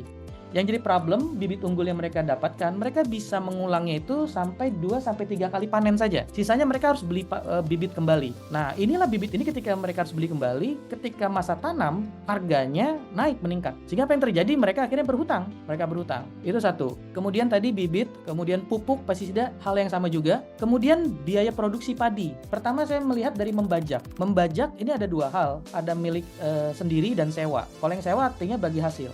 Nah, membajak juga ada kategorinya lagi. Yang petani yang memiliki modal besar, dia punya traktor dan sebagainya, punya alat-alatnya, dia mungkin hanya butuh tenaga dan solar. Tapi yang sewa, itu harganya ternyata 1 hektar per hari itu sewanya 1 juta rupiah. Ini data yang saya dapatkan. Kemudian biaya produksi lainnya yaitu benih padi. Benih padi tadi mereka mencoba menyemai benihnya sendiri, dan subsidi yang didapat dari pemerintah kualitasnya jauh dari kata standar. Kalau misalkan, mohon maaf sekali lagi, pemerintah mengekspos hasil, hasilnya begini, hasil begini. Ternyata ketika kita tanya di lapangan, saya tanya langsung ke lapangan, mereka ya diterima hasil bibit dari pemerintah yang diberikan subsidi. Lumayan untuk tambal sulam katanya. Karena angka keberhasilan petani itu dalam panen masih ada range 30% kegagalan. Jadi ketika mereka dalam 1 hektar, mereka butuh kurang lebih 150 kg sampai 200 kg bibit, mereka sampai mencari 30% tambahannya untuk deviasi kegagalan panen tadi. Nah, biasanya pakainya itu malah jadi bibit pemerintah, dari pemerintah, subsidi pemerintah. Kemudian penanaman di sini. Saya masuk pada jumlah tenaga kerja. Jumlah tenaga kerja dalam penanaman, hari ini jumlah tenaga kerja petani itu sudah sangat menurun. Karena para pemuda-pemudanya, anak-anaknya, regenerasi selanjutnya ini tidak ada yang mau jadi petani. Kenapa tidak mau ada yang mau jadi petani? Karena tadi petani tidak sejahtera. Akhirnya orang tidak ada yang mau jadi cita-cita petani, ya kan? Tidak ada yang mau. Saya yakin di kelas ini pun, di forum ini, kalau kita tanya, ada nggak yang mau jadi petani hari ini? Nggak ada yang mau. Bahkan walaupun orang tuanya petani. Kenapa seperti itu? Karena tidak sejahtera. Regenerasi hari ini petani, yang saya tanya di Indramayu dan Cirebon, uaknya Kusen juga di Rangkas Bitung mengelola beberapa pertanian, di sini sawah. Saya tanya, kenapa banyak yang tidak mau jadi petani regenerasinya? di tempat dia 80% itu anak mudanya pergi ke kota. Mereka kuliah, ingin memperbaiki nasib orang tuanya dan sebagainya, akhirnya tidak mau jadi petani lagi balik. Sehingga petani yang hanya kalau di wilayah mereka tuh kurang lebih katanya hanya tinggal 20% yang jadi tenaga kerja. Yang jadi problemnya yaitu ketika penanaman. Pas masa tanam, tenaga kerja dibutuhkan banyak. Keterangan beliau, 1 hektar itu dibutuhkan kurang lebih 20-30 tenaga kerja. Ketika dalam masa tanam itu, semua menanam, akhirnya apa? Tenaga kerjanya kurang. Sehingga ketika mereka mau musim tanam, tenaga kerja kurang, mereka harus mendatangkan tenaga kerja lain. Artinya biaya tenaga kerjanya semakin tinggi 2 kali lipatnya. Nah, ini berbeda terbalik tadi misalkan kalau kita mengutip negara-negara maju yang bertani seperti di Jepang dan sebagainya. Kalau di Jepang ternyata mengolah pertanian dari 1 hektar itu mungkin hanya 2 orang, 2-3 orang. Nah, di kita masih tradisional 20-30 orang. Nah, hal ini yang menjadi problemnya ketika akhirnya biaya produksi akhirnya jadi lebih mahal. Teknologi dan digitalisasi pertanian hari ini belum maksimal. Tadi kata Prof. Agus juga disebutkan bahwa banyak petani kita yang tadi Pak Prof ya, beliau rata-rata masih tradisional, sangat sulit untuk membuka aplikasi dan sebagainya. Tapi mohon maaf, kita yang anak ini pemuda hari ini, kita harus memberikan sebuah solusi alternatif bagaimana membuat sebuah siklus. Karena di Indonesia masih siklus masa tanam akhirnya serempak, masa panen serempak, ini sirkulasinya tidak akan berubah. Jadi tetap hanya seperti ini. Nah, teknologi dan digitalisasi pertanian dimaksud yaitu bagaimana kita bisa memproyeksikan kapan masa tanam, kapan masa panen. Sehingga ketika masa panen ada, nah ini yang tadi saya bilang keseriusan pemerintah, riset kebijakan yang dilakukan oleh Prof. Agus tadi dari BRIN dan sebagainya, mohon maaf di sini saya kira masih banyak yang belum terintegrasikan dan belum diterapkan. Saya kira riset-riset kita banyak sekali, Prof ya. Tapi ternyata pemerintah sebenarnya serius nggak sih sebenarnya gitu? Itu yang jadi pertanyaan kita sebetulnya. Tapi mudah-mudahan dengan jagoannya Angga menang 02 makan siang gratis, ini kan butuh beras banyak nih nggak nih? Nah ini harus serius-serius nih nggak gitu kan? Jangan sampai akhirnya, mohon maaf ini semuanya akan menguju pada harga jual gabah ketika panen. Mau tidak mau petani akan mencari harga jual, yaitu kemana? Ke tengkulak. Yang jadi problemnya tengkulak ini, petani nggak bisa jual kemana-mana karena dia berhutang. Tanam tadi berhutang, bibit berhutang, sama siapa? Sama tengkulak, ya kan? Sama tengkulak. Mereka nggak bisa jual kemana-mana. Dan tengkulak ketika masa panen, mereka bisa beli seenaknya harganya. Pemerintah di sini saya bilang kalau serius, ada Bulog yang kita kenal sebagai skala nasional harus mengelola beras dan sebagainya, harusnya lebih hadir di sana. Tapi di sini tidak bisa. Mereka semua langsung pada tengkulak. Nah, kalau yang petaninya mandiri, yang tadi seperti keluarganya Kusen dan sebagainya, yang lebih kreatif atau mungkin petani-petani yang lebih punya lahan sendiri, mereka bisa menahan harga jual dengan cara tadi, ketika misalnya mohon maaf di pasar induk harganya lagi turun, mereka nggak mau jual dulu gabahnya, mereka simpan dulu. Kemudian ketika harga naik mahal kemarin, mereka nggak jual di situ, mereka jual di daerah mana yang lebih mahal. Misalnya di Bekasi lebih mahal, mereka lebih jual di Bekasi. Wajar hal seperti itu saya dilakukan, karena kalau saya jadi pengusaha, jadi petani pun kita akan mencari untung. Karena untuk mencari margin keuntungan tadi. Sehingga kalau kita tidak bisa menyelesaikan kesejahteraan petani, mohon maaf, kita tidak akan ada lagi regenerasi petani. Dan kalau tidak ada regenerasi petani, mungkin Indonesia hari ini akan mengalami ketahanan pangan yang sangat mengkhawatirkan. Di mana para elit-elit global saja seperti Angga, makasih. Di slide terakhir aja nggak langsung. Elit-elit global saja hari ini seperti slide terakhir. Oke. Elit-elit global seperti Mark Zuckerberg, kemudian beberapa elit-elit lainnya ini seperti yang memiliki Microsoft ya. Ini Bill Gates dan sebagainya, ini sedang menginvestasikan ke wilayah pertanian dan peternakan, dan kita generasi Z, kita lebih sibuk dengan gadget kita. Ingat, pertanian itu harus ditanam bukan di-download, jadi nggak bisa di-download nanti beras, agak repot itu. Nah ini berbagi sharing saja, mohon maaf, izin Prof. Agus, mohon masukannya, Prof. Emma mohon masukannya.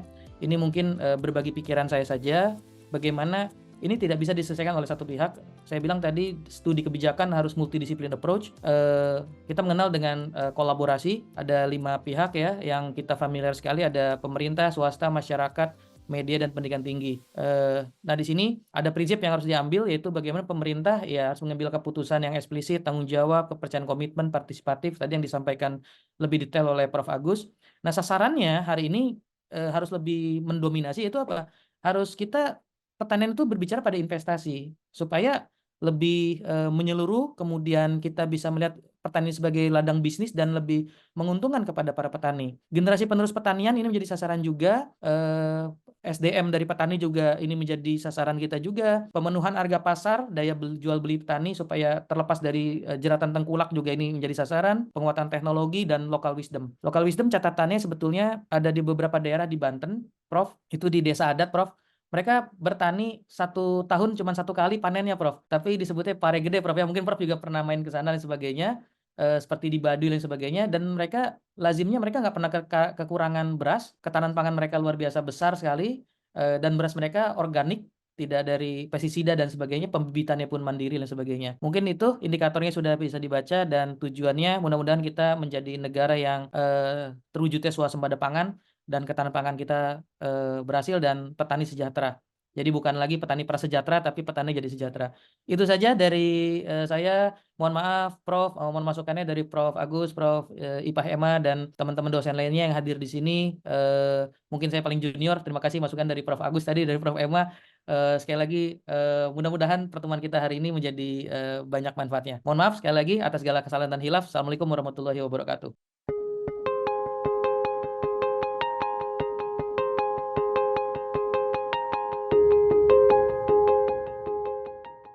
Waalaikumsalam warahmatullahi wabarakatuh. Terima kasih kepada Dr. Haris Wijaksana yang telah memberikan materinya dan sangat cukup lengkap. Tapi saya satu kalimat yang memang itu menjadi budaya di kampung saya itu, Dok, di daerah selatan. Jadi banyak petani juga yang tidak baik itu buruh tani ataupun dia memang bos tani ya, kita nyebutnya bos tani yang pemilik lahan tuh. Mending lu kuliah tinggi dan kerja kantoran gitu daripada kerja bertani. Alasannya nggak punya masa depan lah, nggak kotor lah, penghasilannya kecil. Tapi pas saya balik ke rumah itu ada satu hal lucu itu, Dok. Yang jadi menteri taninya orang-orang IPB, yang orang Sumatera, orang Kalimantan itu. Bingung itu jadinya. Kenapa nggak kita-kita? Itu. Karena bapak saya juga pernah jadi ketua Gapoktan itu, Dok. Oh iya, oke. Ya. Banyak cerita lah. Ya, saya cerita tadi tentang Gapoktan. Nanti boleh ada forum diskusi, nanti saya cerita tentang Gapoktan nih, data tentang Gapoktan. Tadi arahan dari panitia untuk mengisi absen ya, agar kita bisa mengirim sertifikat ke email masing-masing yang telah mengisi. Dimohon untuk kepada peserta mengisi absensi dulu, ada di chat.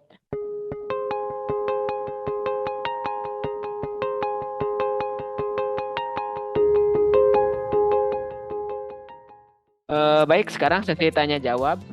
Sebagai moderator, saya buka sesi pertama untuk 3 penanya. Yang mau bertanya boleh raise hand, angkat tangan. Sudah ada masuk 2 orang. Ada 1 lagi yang ingin question? Atau mungkin saya cukupkan dulu 2 orang pertanyaan pertama di sesi pertama ini. Baik, kepada Pak Agus Gunawan untuk bertanya, silakan mau secara umum atau mau ke pemateri secara khususnya boleh. Baik, Assalamualaikum warahmatullahi wabarakatuh. Waalaikumsalam warahmatullahi wabarakatuh. Perkenalkan Bapak Ibu semua, saya Agus Gunawan, saya dari Sekolah Tinggi Ilmu Ekonomi Dwi Mulia Serang ya Bapak Ibu. Yang saya hormati Prof Leo dan pemateri semua, terkait dengan kebijakan ketahanan pangan, beras mahal tapi petani miskin. Sebenarnya pemerintah kita itu udah punya tujuan yang baik buat petani ya, tapi tujuan yang baik buat petani itu petani Vietnam sama India Bapak Ibu ya. Saya teringat betul bagaimana Buas waktu itu, Pak Budi Waseso, sebenarnya yang agresif untuk impor itu Bulog apa pemerintah? Ternyata pemerintah, bukan Bulog. Jadi kenapa pemerintah harus impor beras dari Vietnam sama India? Sementara stok beras di Bulog itu banyak dan udah berkutu, belum tersalurkan kepada masyarakat ya. Itu waktu tahun 2021. Nah, terkait dengan beras mahal tapi petani miskin, Bapak Ibu bayangkan, saya seorang petani, anak petani dan mungkin sekarang ngajar juga. Bayangkan harga kelapa di kampus saya itu satunya cuma 1.000 per butirnya. Nyampe ke Tangerang itu bisa jadi 7-9.000. Dan itu menjadikan petani kita tetap miskin, yang kayaknya tengkulak begitu ya. Saya dari Cikresik Bapak Ibu semua, di sana itu terlalu banyak persoalan. Pertama itu adalah yang kita sebagai petani itu nggak memikirkan aplikasi atau alat panen yang canggih, tapi mikirin gimana cara ngejual mahal sama pupuknya murah. Bayangkan saya pernah ngebun jagung hampir 5 hektar, itu diterima per kilonya 200 perak, Pak. Itu pemerintah nggak tanggung jawab menurut saya. Terus yang kedua, saya ngebun lagi, Pak, 5 hektar, itu sorghum, Pak.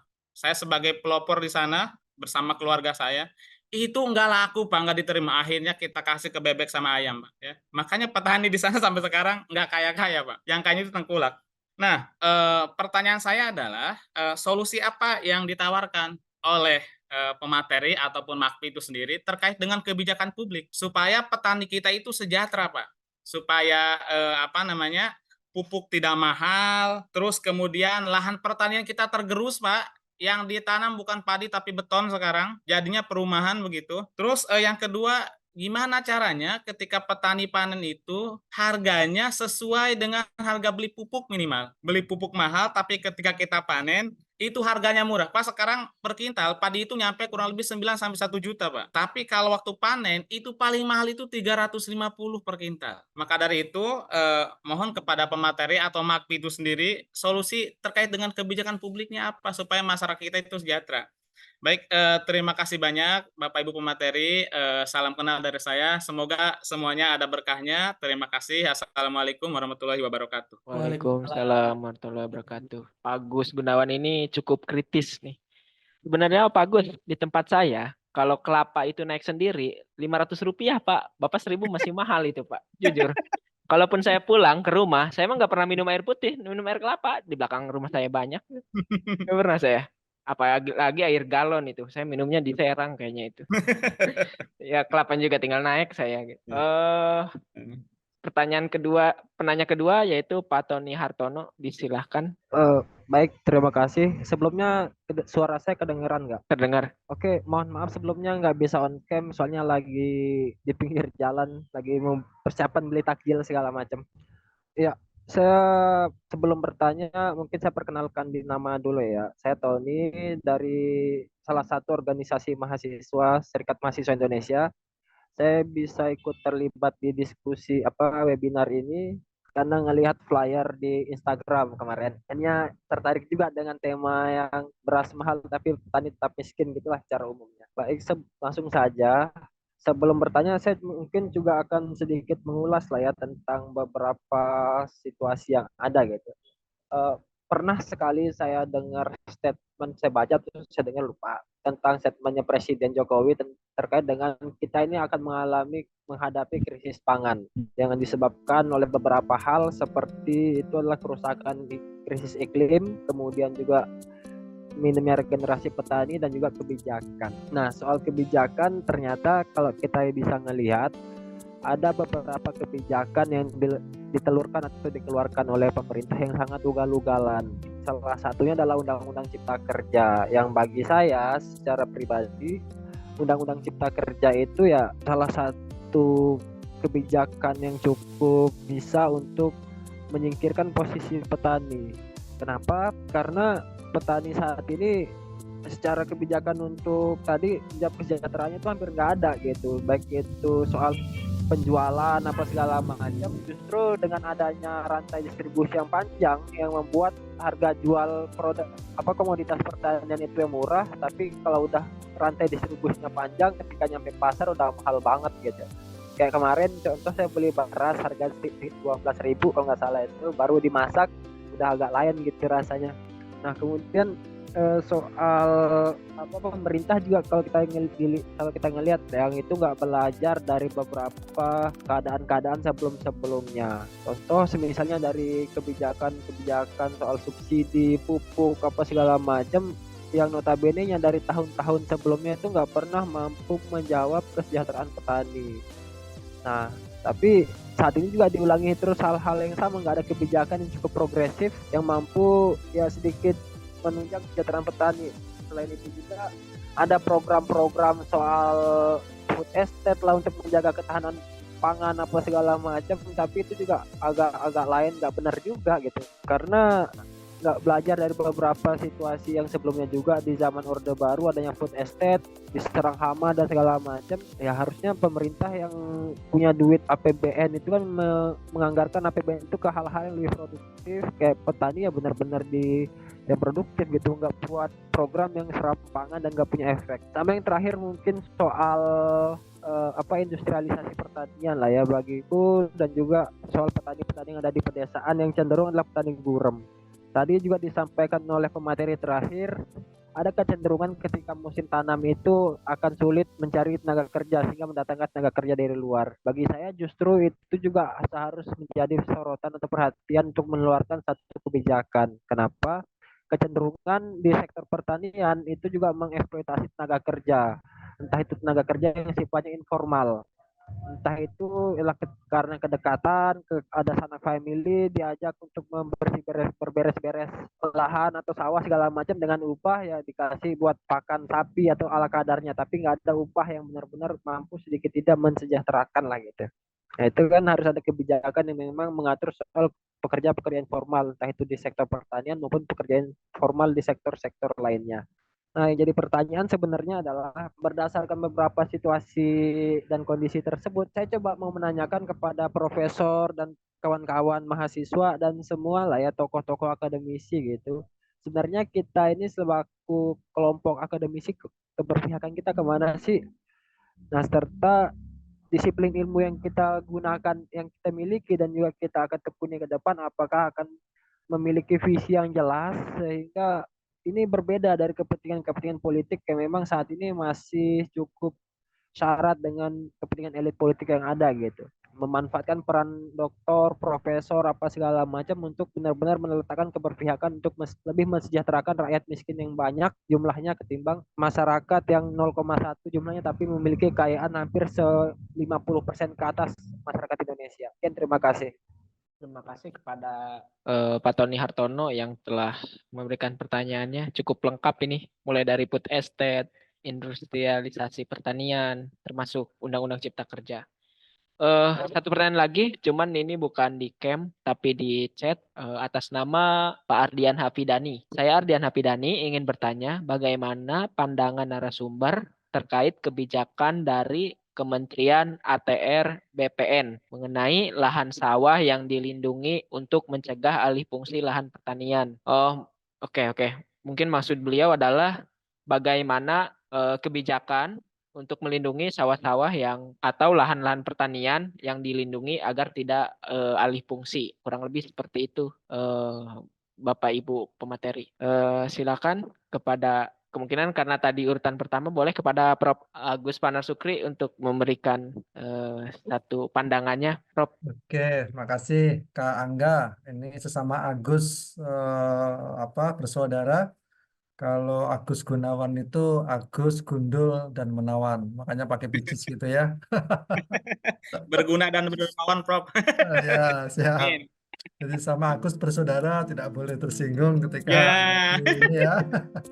Oke, ini tadi cerita yang menarik tentang bagaimana mensejahterakan petani ya. Memang ini tadi Kak Angga juga sudah menjelaskan ke ini ya. Saya setelah lulus SMA itu disekolahkan Pak Habibie ke Jepang, tapi nggak boleh ngambil bidang sosial humaniora, tapi harus ngambilnya teknik ya. Makanya saya ngambil teknik informatika. Tetapi ketika di Jepang itu sangat protektif terhadap dari presiden sampai RT sampai kita rakyatnya suka-suka kita kan. Buang sampah sesukanya, nanam juga sukanya. Sawah-sawah saya sendiri, saya tanam kapan, itu kapan terserah gitu ya. Tapi kalau di Jepang nggak boleh. Dan di Jepang itu memang diatur ini ya, luasannya berapa dan bagaimana menggunakan teknologi.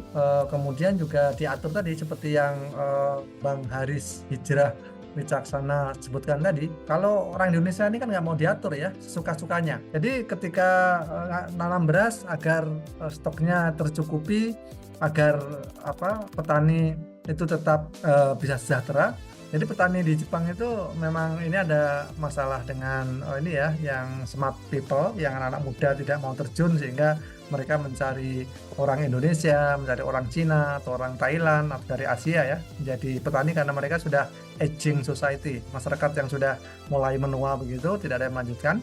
Tetapi kesejahteraan mereka terjamin karena beras itu memang sangat mahal ya. Kalau di kita sekarang 1 kilo mungkin 12.000, mereka dipertahankan oleh pemerintah ya minimal 5 kali lipat yang kita ya. Dan beras itu memang mahal di Jepang dan mereka ini diatur semua kebijakannya oleh pemerintah, termasuk subsidi, termasuk asuransi ketika terjadi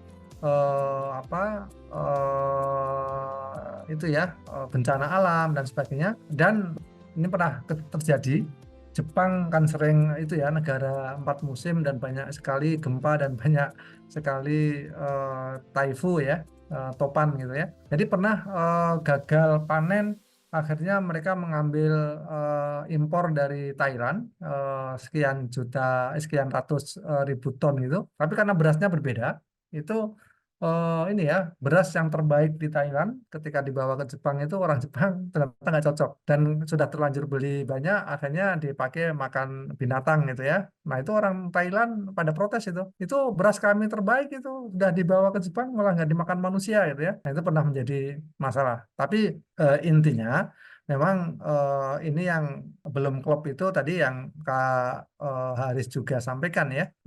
Inti antara apa yang dipikirkan dengan yang diomongin dengan yang dilakukan itu masih belum sinkron. Sehingga pemerintah itu suka hanya bluffing aja, hanya ngomong di mulutnya saja, tapi kenyataannya uangnya dipakai yang lain, kemudian jalannya ke arah yang berlawanan dengan apa disampaikan. Nah ini makanya perlu kolaborasi di antara para pihak bagaimana agar ini ya bisa bersama-sama memikirkan tadi yang Bang Agus tadi sampaikan. Petani itu simple, pupuknya murah, produknya mahal. Tetapi kalau sesuka-sukanya gitu nggak mungkin. Sama aja kita pengen punya mobil, motor, kendaraan bagus, tapi kita mau ugal-ugalan di jalan, itu kan nggak memungkinkan ya. Jadi memang kebijakan ini tidak hanya kebijakan, tapi perlu ada yang memberi tahu kepada para policy maker sehingga mereka paham bagaimana how to make a policy, how to implement, and then evaluation and continuousnya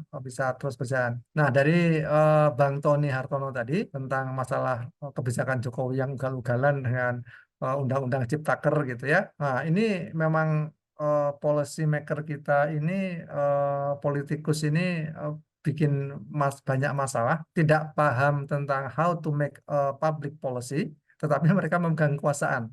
Itu sama dengan kita pingin menuju ke suatu tempat, tapi punya mobil, tapi mereka tidak tahu bagaimana bersikap secara arif, bijaksana ketika menjalankan mobilnya, gitu ya. Sehingga nabrak-nabrak dan tidak memedulikan para penumpangnya yang ada di dalam mobil itu. Nah, kemudian dari pertanyaan Bang Ardian ya tentang ATR BPN ini, tentang lahan. Nah, ini memang kalau sesuka-sukanya yang punya lahan, kemudian ini pencegahan alih fungsi ini sedapat mungkin ini ya, selama pemerintah punya kebijakan food estate gitu ya, membuka 1 juta lahan untuk pertanian. Dulu Pak Harto juga sempat bikin, tapi ternyata nggak berhasil, dan sekarang Pak Jokowi juga mencoba dan yang ngerjakan Kemenhan gitu ya. Ini biasa yang punya tugas siapa, yang ngerjain siapa, rumput tetangga kelihatan lebih hijau, itu juga permasalahan para policy maker kita. Jadi dari mana harus memulai? Ini adalah kalau kami di MAKPI ini memahamkan para policy maker dan memprovokasi teman-teman para mahasiswa, juga siapapun yang tertarik dengan dunia kebijakan publik itu paham tentang policy cycle, dan kemudian berkolaborasi. Dan tidak mudah mengatakan kolaborasi, tapi kalau kita paham, paling tidak bisa memberi advokasi kepada para policy maker di sekitar kita, dari desa, kota, maupun sampai presiden. Itu mungkin jawaban sekilas dari saya. Mungkin teman-teman yang lain, termasuk nanti Prof. Leo akan bisa menambahkan. Makasih Kak Angga. Ya, terima kasih Prof. Mungkin pandangan atau jawaban selanjutnya dari Ibu Profesor IPA Hema Jumiati. Silakan Ibu. Ya, baik. Suaranya.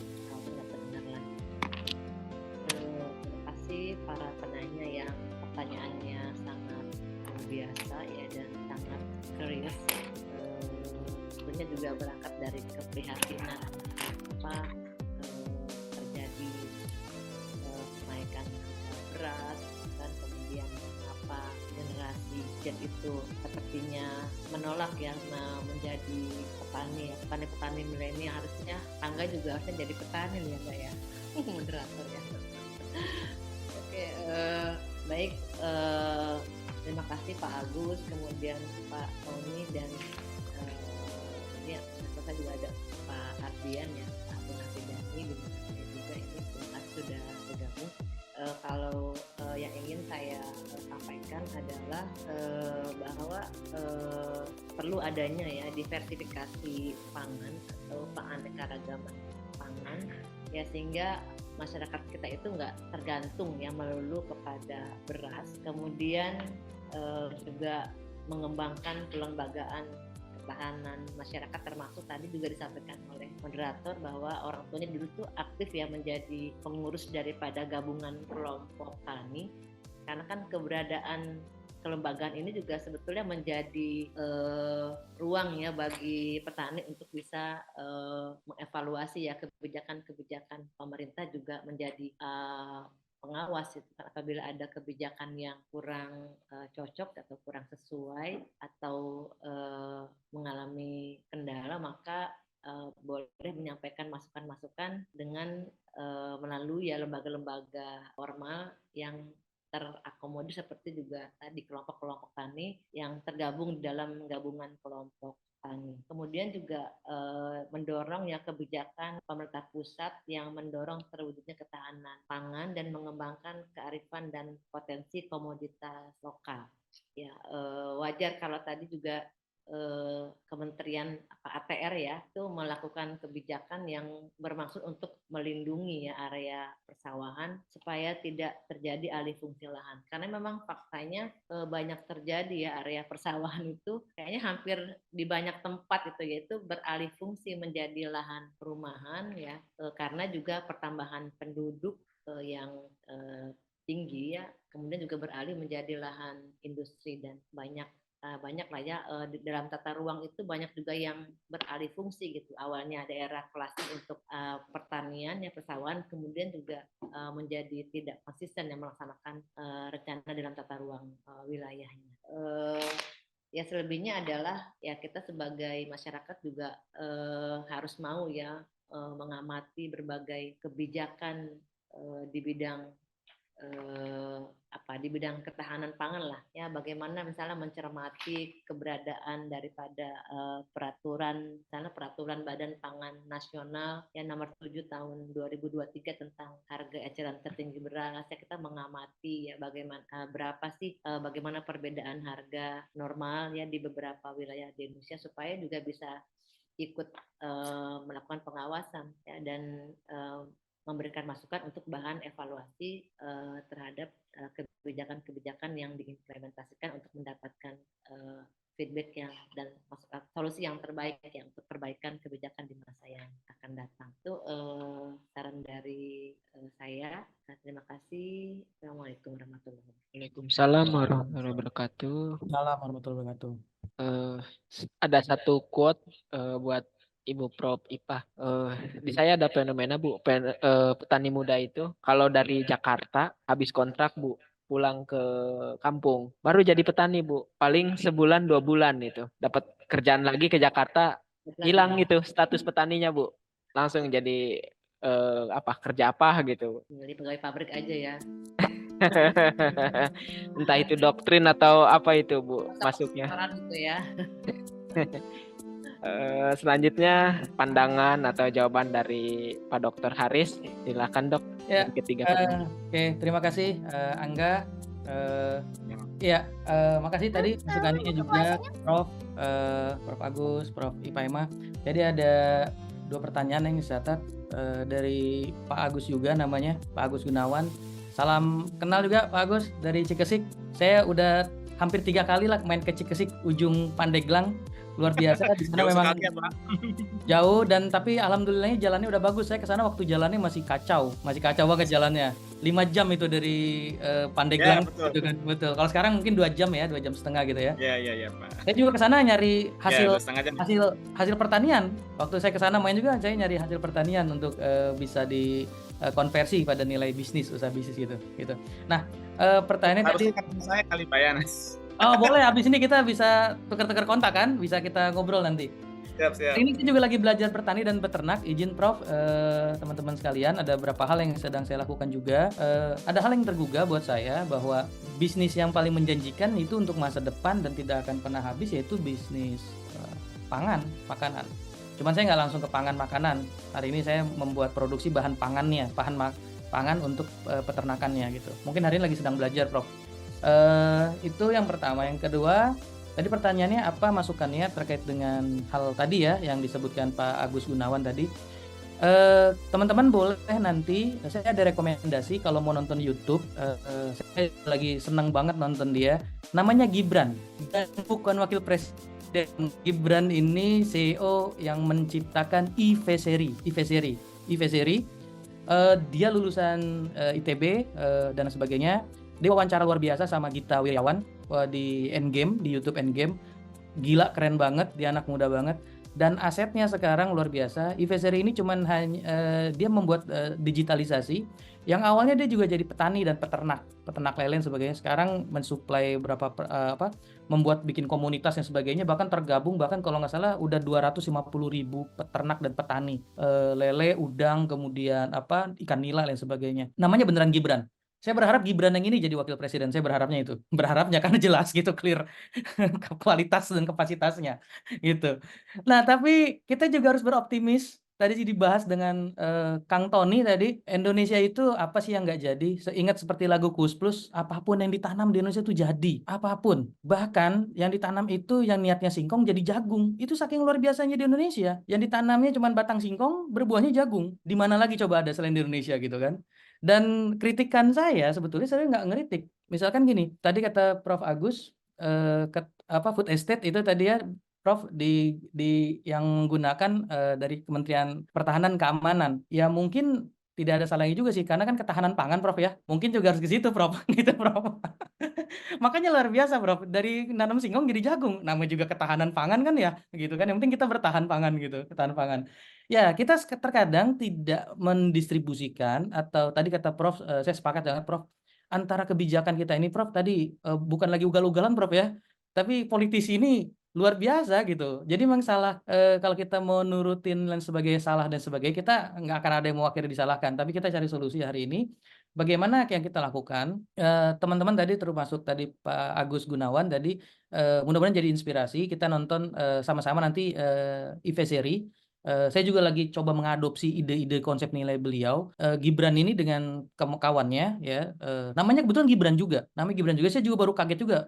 Saya pikir Gibran Pak Jokowi nih, saya bilang. Wah, luar biasa. Dari tadi jual martabak jadi ke pertanian. Tadi saya mikir gitu. Pas saya dengerin, wah jauh kualitasnya ini jauh banget sumpah gitu. Saya berharapnya dia jadi Gibran beneran gitu untuk jadi wakil presiden. Tapi mau nggak mau, tapi nasib beda lagi. Sebagai politisi mungkin beda hal ya. Mungkin hal nasib tangan itu yang membuat Gibran Raka Buming Raka yang jadi wakil presiden. Dia sama tadi berawal dari kegelisahan mungkin yang sama dihadapi oleh Pak Agus Gunawan, termasuk saya, termasuk Prof Agus dan teman-teman yang mungkin hari ini melibatkan diri dengan beberapa petani. Izin Prof, saya juga hari ini sedang beberapa gapoktan yang hari ini saya beberapa kolega gapoktan yang sedang kerjasama saya juga dengan teman-teman petani ini. Yang jadi problem dari gapoktan ini, mereka ada program pemerintah, salah satunya Kartu Tani Indonesia. Mungkin Bapak Ibu juga teman-teman lain pernah mendengar program ini dan sebagainya. Dan ini dikoordinasikan dikoordinasikan dan diafiliasi dengan beberapa gapoktan untuk bagaimana ada asuransi ke depannya, asuransi ketika tanam itu akhirnya gagal panen dan sebagainya. Pertanyaannya, apakah berhasil? Nah, ini jadi pertanyaan. Ketika ini dievaluasi dan sebagainya, di atas kertas, di atas laporan selalu disebutnya berhasil. Tapi pada fakta di lapangannya ini sangat tidak berhasil. Kenapa saya bilang begitu? Ada temuan yang tadi saya cerita, tiap gapoktan ini mereka tadinya kan yang jadi problem itu misalkan setiap desa disebut ada satu gapoktan. Ya dapat subsidi, dapat bantuan dan mengelola bantuan dari pemerintah. Tapi pada faktanya di setiap desa kan belum tentu satu gapoktan ini bisa mengakomodir seluruh di satu desa ini ada satu gapoktan, dan satu gapoktan ini belum tentu bisa mengakomodir seluruh gapoktan dan petani-petani yang ada di desa tersebut. Yang jadi problemnya ketika desa tersebut memang semuanya petani, dan memang desa tersebut memang di daerah tersebut memang produksi utamanya memang bertani, kan tidak cukup untuk satu. Yang jadi problemnya terkadang gapoktan ini yang biasa dikuasain dan sebagainya, ini mohon maaf, ini mereka nanti akan dapat mengelola tadi pupuk subsidi dan sebagainya, dan ternyata masih ada terjadi potensi, saya bilang mohon maaf, ada terjadi potensi KKN, karena yang memegang ini tentunya tadi ada afiliasi dengan, mohon maaf, perangkat desa, dengan kepala desa yang terkait dan sebagainya, pemerintah daerah yang terkait, dinas pertanian terkait dan sebagainya. Harus ada rekomendasi-rekomendasi untuk dapat hal ini. Nah, ketika ini terjadi di lapangan, ini terjadi potensi, saya bilang tadi, potensi-potensi yang kita sebenarnya tidak harapkan. Dan penyakit bangsa kita ini memang hari ini terkait dengan tadi, masih banyak sekali terkait dengan kolusi, korupsi, dan nepotisme ini. Bahkan sampai di ujung hulunya pun sebelum sampai ke hilir ini sudah terjadi gitu. Nah, itu. Kemudian tanggapan yang itu tadi untuk Pak Agus tadi, Gunawan, kita coba sama-sama untuk membuat sebuah solusi untuk digitalisasi, tapi digitalisasi ini tidak akan bisa berhasil jika regenerasi petani ini tidak berjalan. Karena tadi anak muda kita, termasuk saya juga mungkin baru-baru belajar hari ini. Dan saya juga belum belajar untuk bertanam ya, artinya untuk nyangkul dan sebagainya. Wah, bahasa Sunda mah cangkel ya enggak ya? Waduh, pinggang cangkel itu. Pak Agus lebih hafal tuh cangkel. Saya baru 3 kali Pak Agus itu nyangkul, cak gitu kan. Bikin bibit gitu ya, mencoba belajar untuk menyemai gitu, kemarin untuk cabai, kemudian untuk lain sebagainya. Karena hasil dari pupuk yang saya buat sebetulnya pupuk organik yang coba kita buat dari hasil maggot tadinya. Karena berawal saya dari sampah tadi gitu. Nah, belajar saya gitu, waduh baru 3 kali 5 kali nyangkul, waduh cangkel pinggang saya, emang bukan profesinya kita kan. Nah, akhirnya ini menjadi problem kita, regenerasi anak muda kita ini lebih banyak dihabiskan waktu untuk memegang gadgetnya dibanding memegang cangkul hari ini, terutama anak petani juga. Nah, mudah-mudahan dengan kita bersama-sama mencari referensi literasi lainnya, mudah-mudahan kita bisa membuat solusi, bukan hanya solusi tapi praktek di lapangan. Mudah-mudahan kita bisa bermanfaat membina 1-2 gapoktan berhasil, mudah-mudahan ini bisa menyebar dan akhirnya bisa menjadi hal yang fundamental untuk menjadi keberhasilan dan kesejahteraan petani. Harapan kita seperti itu. Itu yang pertama. Yang kedua tadi dari Kang Tony tadi, ugal-ugalan, memang hobinya memang balapan liar dilarang, tapi kalau ugal-ugalan kebijakan kayaknya nggak ada yang melarang. Karena kekuasaan itu candunya lebih dari heroin. Nah, saya menyebut ini kalau di kelas saya bilang candunya kekuasaan itu lebih dari heroin. Nikmat kekuasaan itu, sangat nikmat sekali. Akhirnya jadi candu dan lebih candu dibanding pemakai narkoba sekelas heroin sekalipun. Nah, tadi terkait dengan cipta kerja dan sebagainya. Nah, buruh, tani dan sebagainya ini belum masuk ke dalam ranah tersebut cipta kerja, walaupun saya belum ngecek lagi ya di beberapa pasal dan butir memang ada terkait dengan perjanjian kontrak para buruh kasar dan sebagainya, itu harusnya ada yang dituangkan dalam undang-undang cipta kerja. Tapi pada praktek di lapangan dengan hasil yang sangat minim, tadi kata Kang Agus juga menyebutkan betul sekali. Izin dok, 1 menit lagi dok. Oke, siapa enggak? Harga per kuintal itu kalau musim panen tuh jauh dari harga jual, ketika musim langka ya harga kuintal itu bisa standar. Nah, ini yang menjadi dasarnya sehingga ketika tenaga kerja tadi dengan bantuan sukarela dan sebagainya tidak mendapat upah yang lebih layak itu. Nah, yang terakhir tadi, pertanyaan terakhir terkait dengan ATR BPN tadi, saya sangat sepakat. Tujuannya saya yakin sangat baik sekali. Tidak ada pemerintah kita yang tujuannya sangat tidak baik. Pasti jawabannya baik. Yang bikin tidak baik ugal-ugalan ketika politisi ini bermain. Yang sudah jelas rencana tata ruang wilayah itu untuk pertanian, tiba-tiba ada, saya lupa namanya, ada program P2B kalau nggak salah namanya, saya lupa, nanti di cross check lagi di Perda.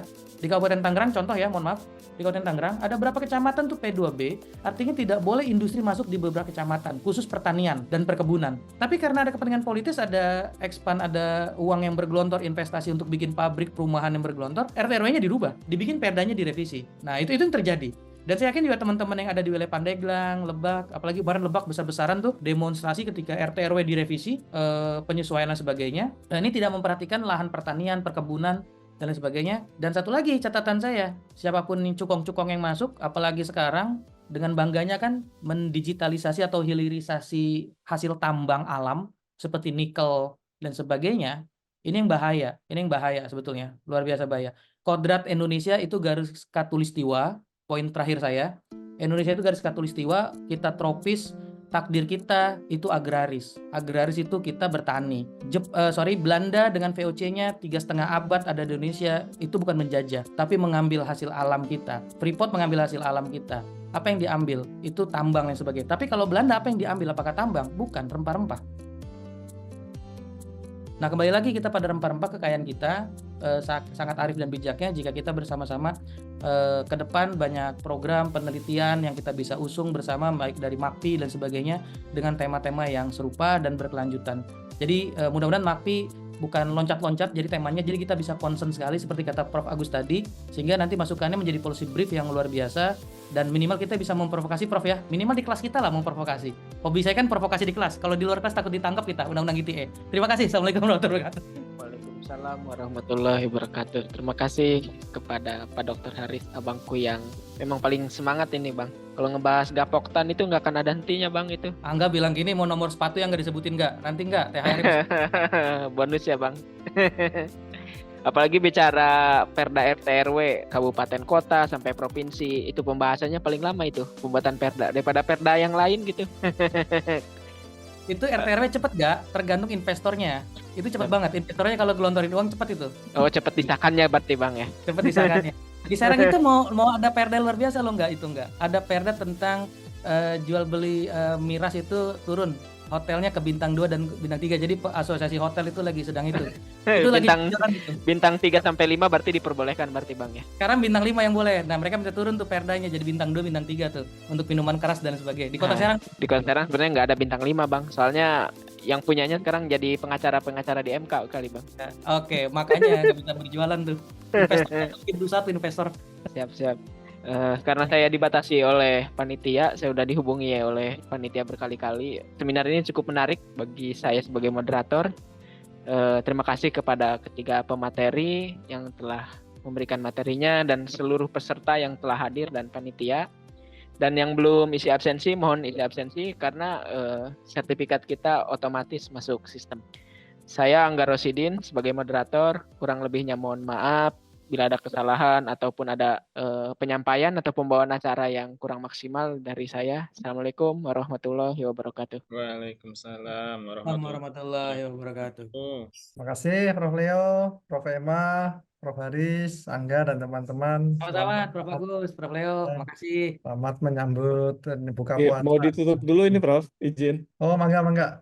Baik, terima kasih kepada Bapak Angga sebagai moderator dan terima kasih juga kepada para narasumber, Masya Allah yang sangat luar biasa dengan topik pembahasan hari ini. Selanjutnya adalah sesi penyerahan sertifikat sebagai bentuk penghargaan dan terima kasih pada dedikasinya di acara kali ini. Untuk yang pertama itu boleh kepada Profesor Agus Panar Sukri, kepada operator mohon difasilitasi untuk dokumentasi. Baik, oke, 1, 2, baik, terima kasih Prof. Selanjutnya sesi dokumentasi sertifikat kepada Ibu Dr. Ipah Emma Juniati MSI. Boleh kepada Ibu? 1, 2. Oke, terima kasih Ibu. Selanjutnya yaitu penyerahan sertifikat kepada Dr. Haris Hijra Wicaksana SLC MSI. Boleh Pak? 1, 2. Udah? Oke, baik, terima kasih. Penyerahan sertifikat terakhir kepada Bapak Angga Rosidin sebagai moderator. Angga. Oke, 1, 2, 3. Sudah operator? Baik, sudah. Sekali lagi kami mengucapkan terima kasih kepada narasumber dan moderator yang sangat luar biasa sudah mengisi waktu luang kita menunggu berbuka puasa dengan ilmu-ilmu dan pembahasan yang sangat luar biasa. Terima kasih juga kepada para penanya atas pertanyaannya yang sangat luar biasa juga. Sebelum mengakhiri acara kali ini, kami akan mengadakan sesi dokumentasi foto bersama. Untuk para hadirin yang belum on-cam, dipersilakan untuk on-cam terlebih dahulu dan memakai virtual background. Kepada operator, dipersilakan untuk memfasilitasi dengan instruksi saya. Oke, untuk sesi pertama, 1, 2, 3. Untuk slide berikutnya, 1, 2, 3. Ada banyak ya, ada 4 slide. Slide berikutnya, 1, 2, 3. Slide terakhir ya? Slide terakhir ya teman-teman. 1, 2, 3. Ya, baik, terima kasih kepada para hadirin yang sudah menyempatkan waktunya untuk berbincang, berdiskusi, dan mendengar pembahasan yang sangat luar biasa mengenai kebijakan ketahanan pangan. Dan untuk para hadirin jangan khawatir, karena kita masih ada webinar-webinar series berikutnya Jadi untuk para hadirin yang sudah masuk ke grup WhatsApp, nanti akan ada informasi-informasi selanjutnya mengenai webinar yang diadakan oleh MAKPI. Untuk yang belum bergabung mungkin bisa stay tune di akun sosial media MAKPI, ada di Instagram makpi.banten, kemudian di X atau Twitter MAKPI Banten, YouTube dan Facebook MAKPI Banten. Baik, para hadirin, lengkap sudah acara webinar kebijakan publik kali ini. Saya mewakili rekan-rekan panitia mengucapkan terima kasih atas partisipasi dan para peserta yang hadir pada kesempatan kali ini, sekaligus menyampaikan selamat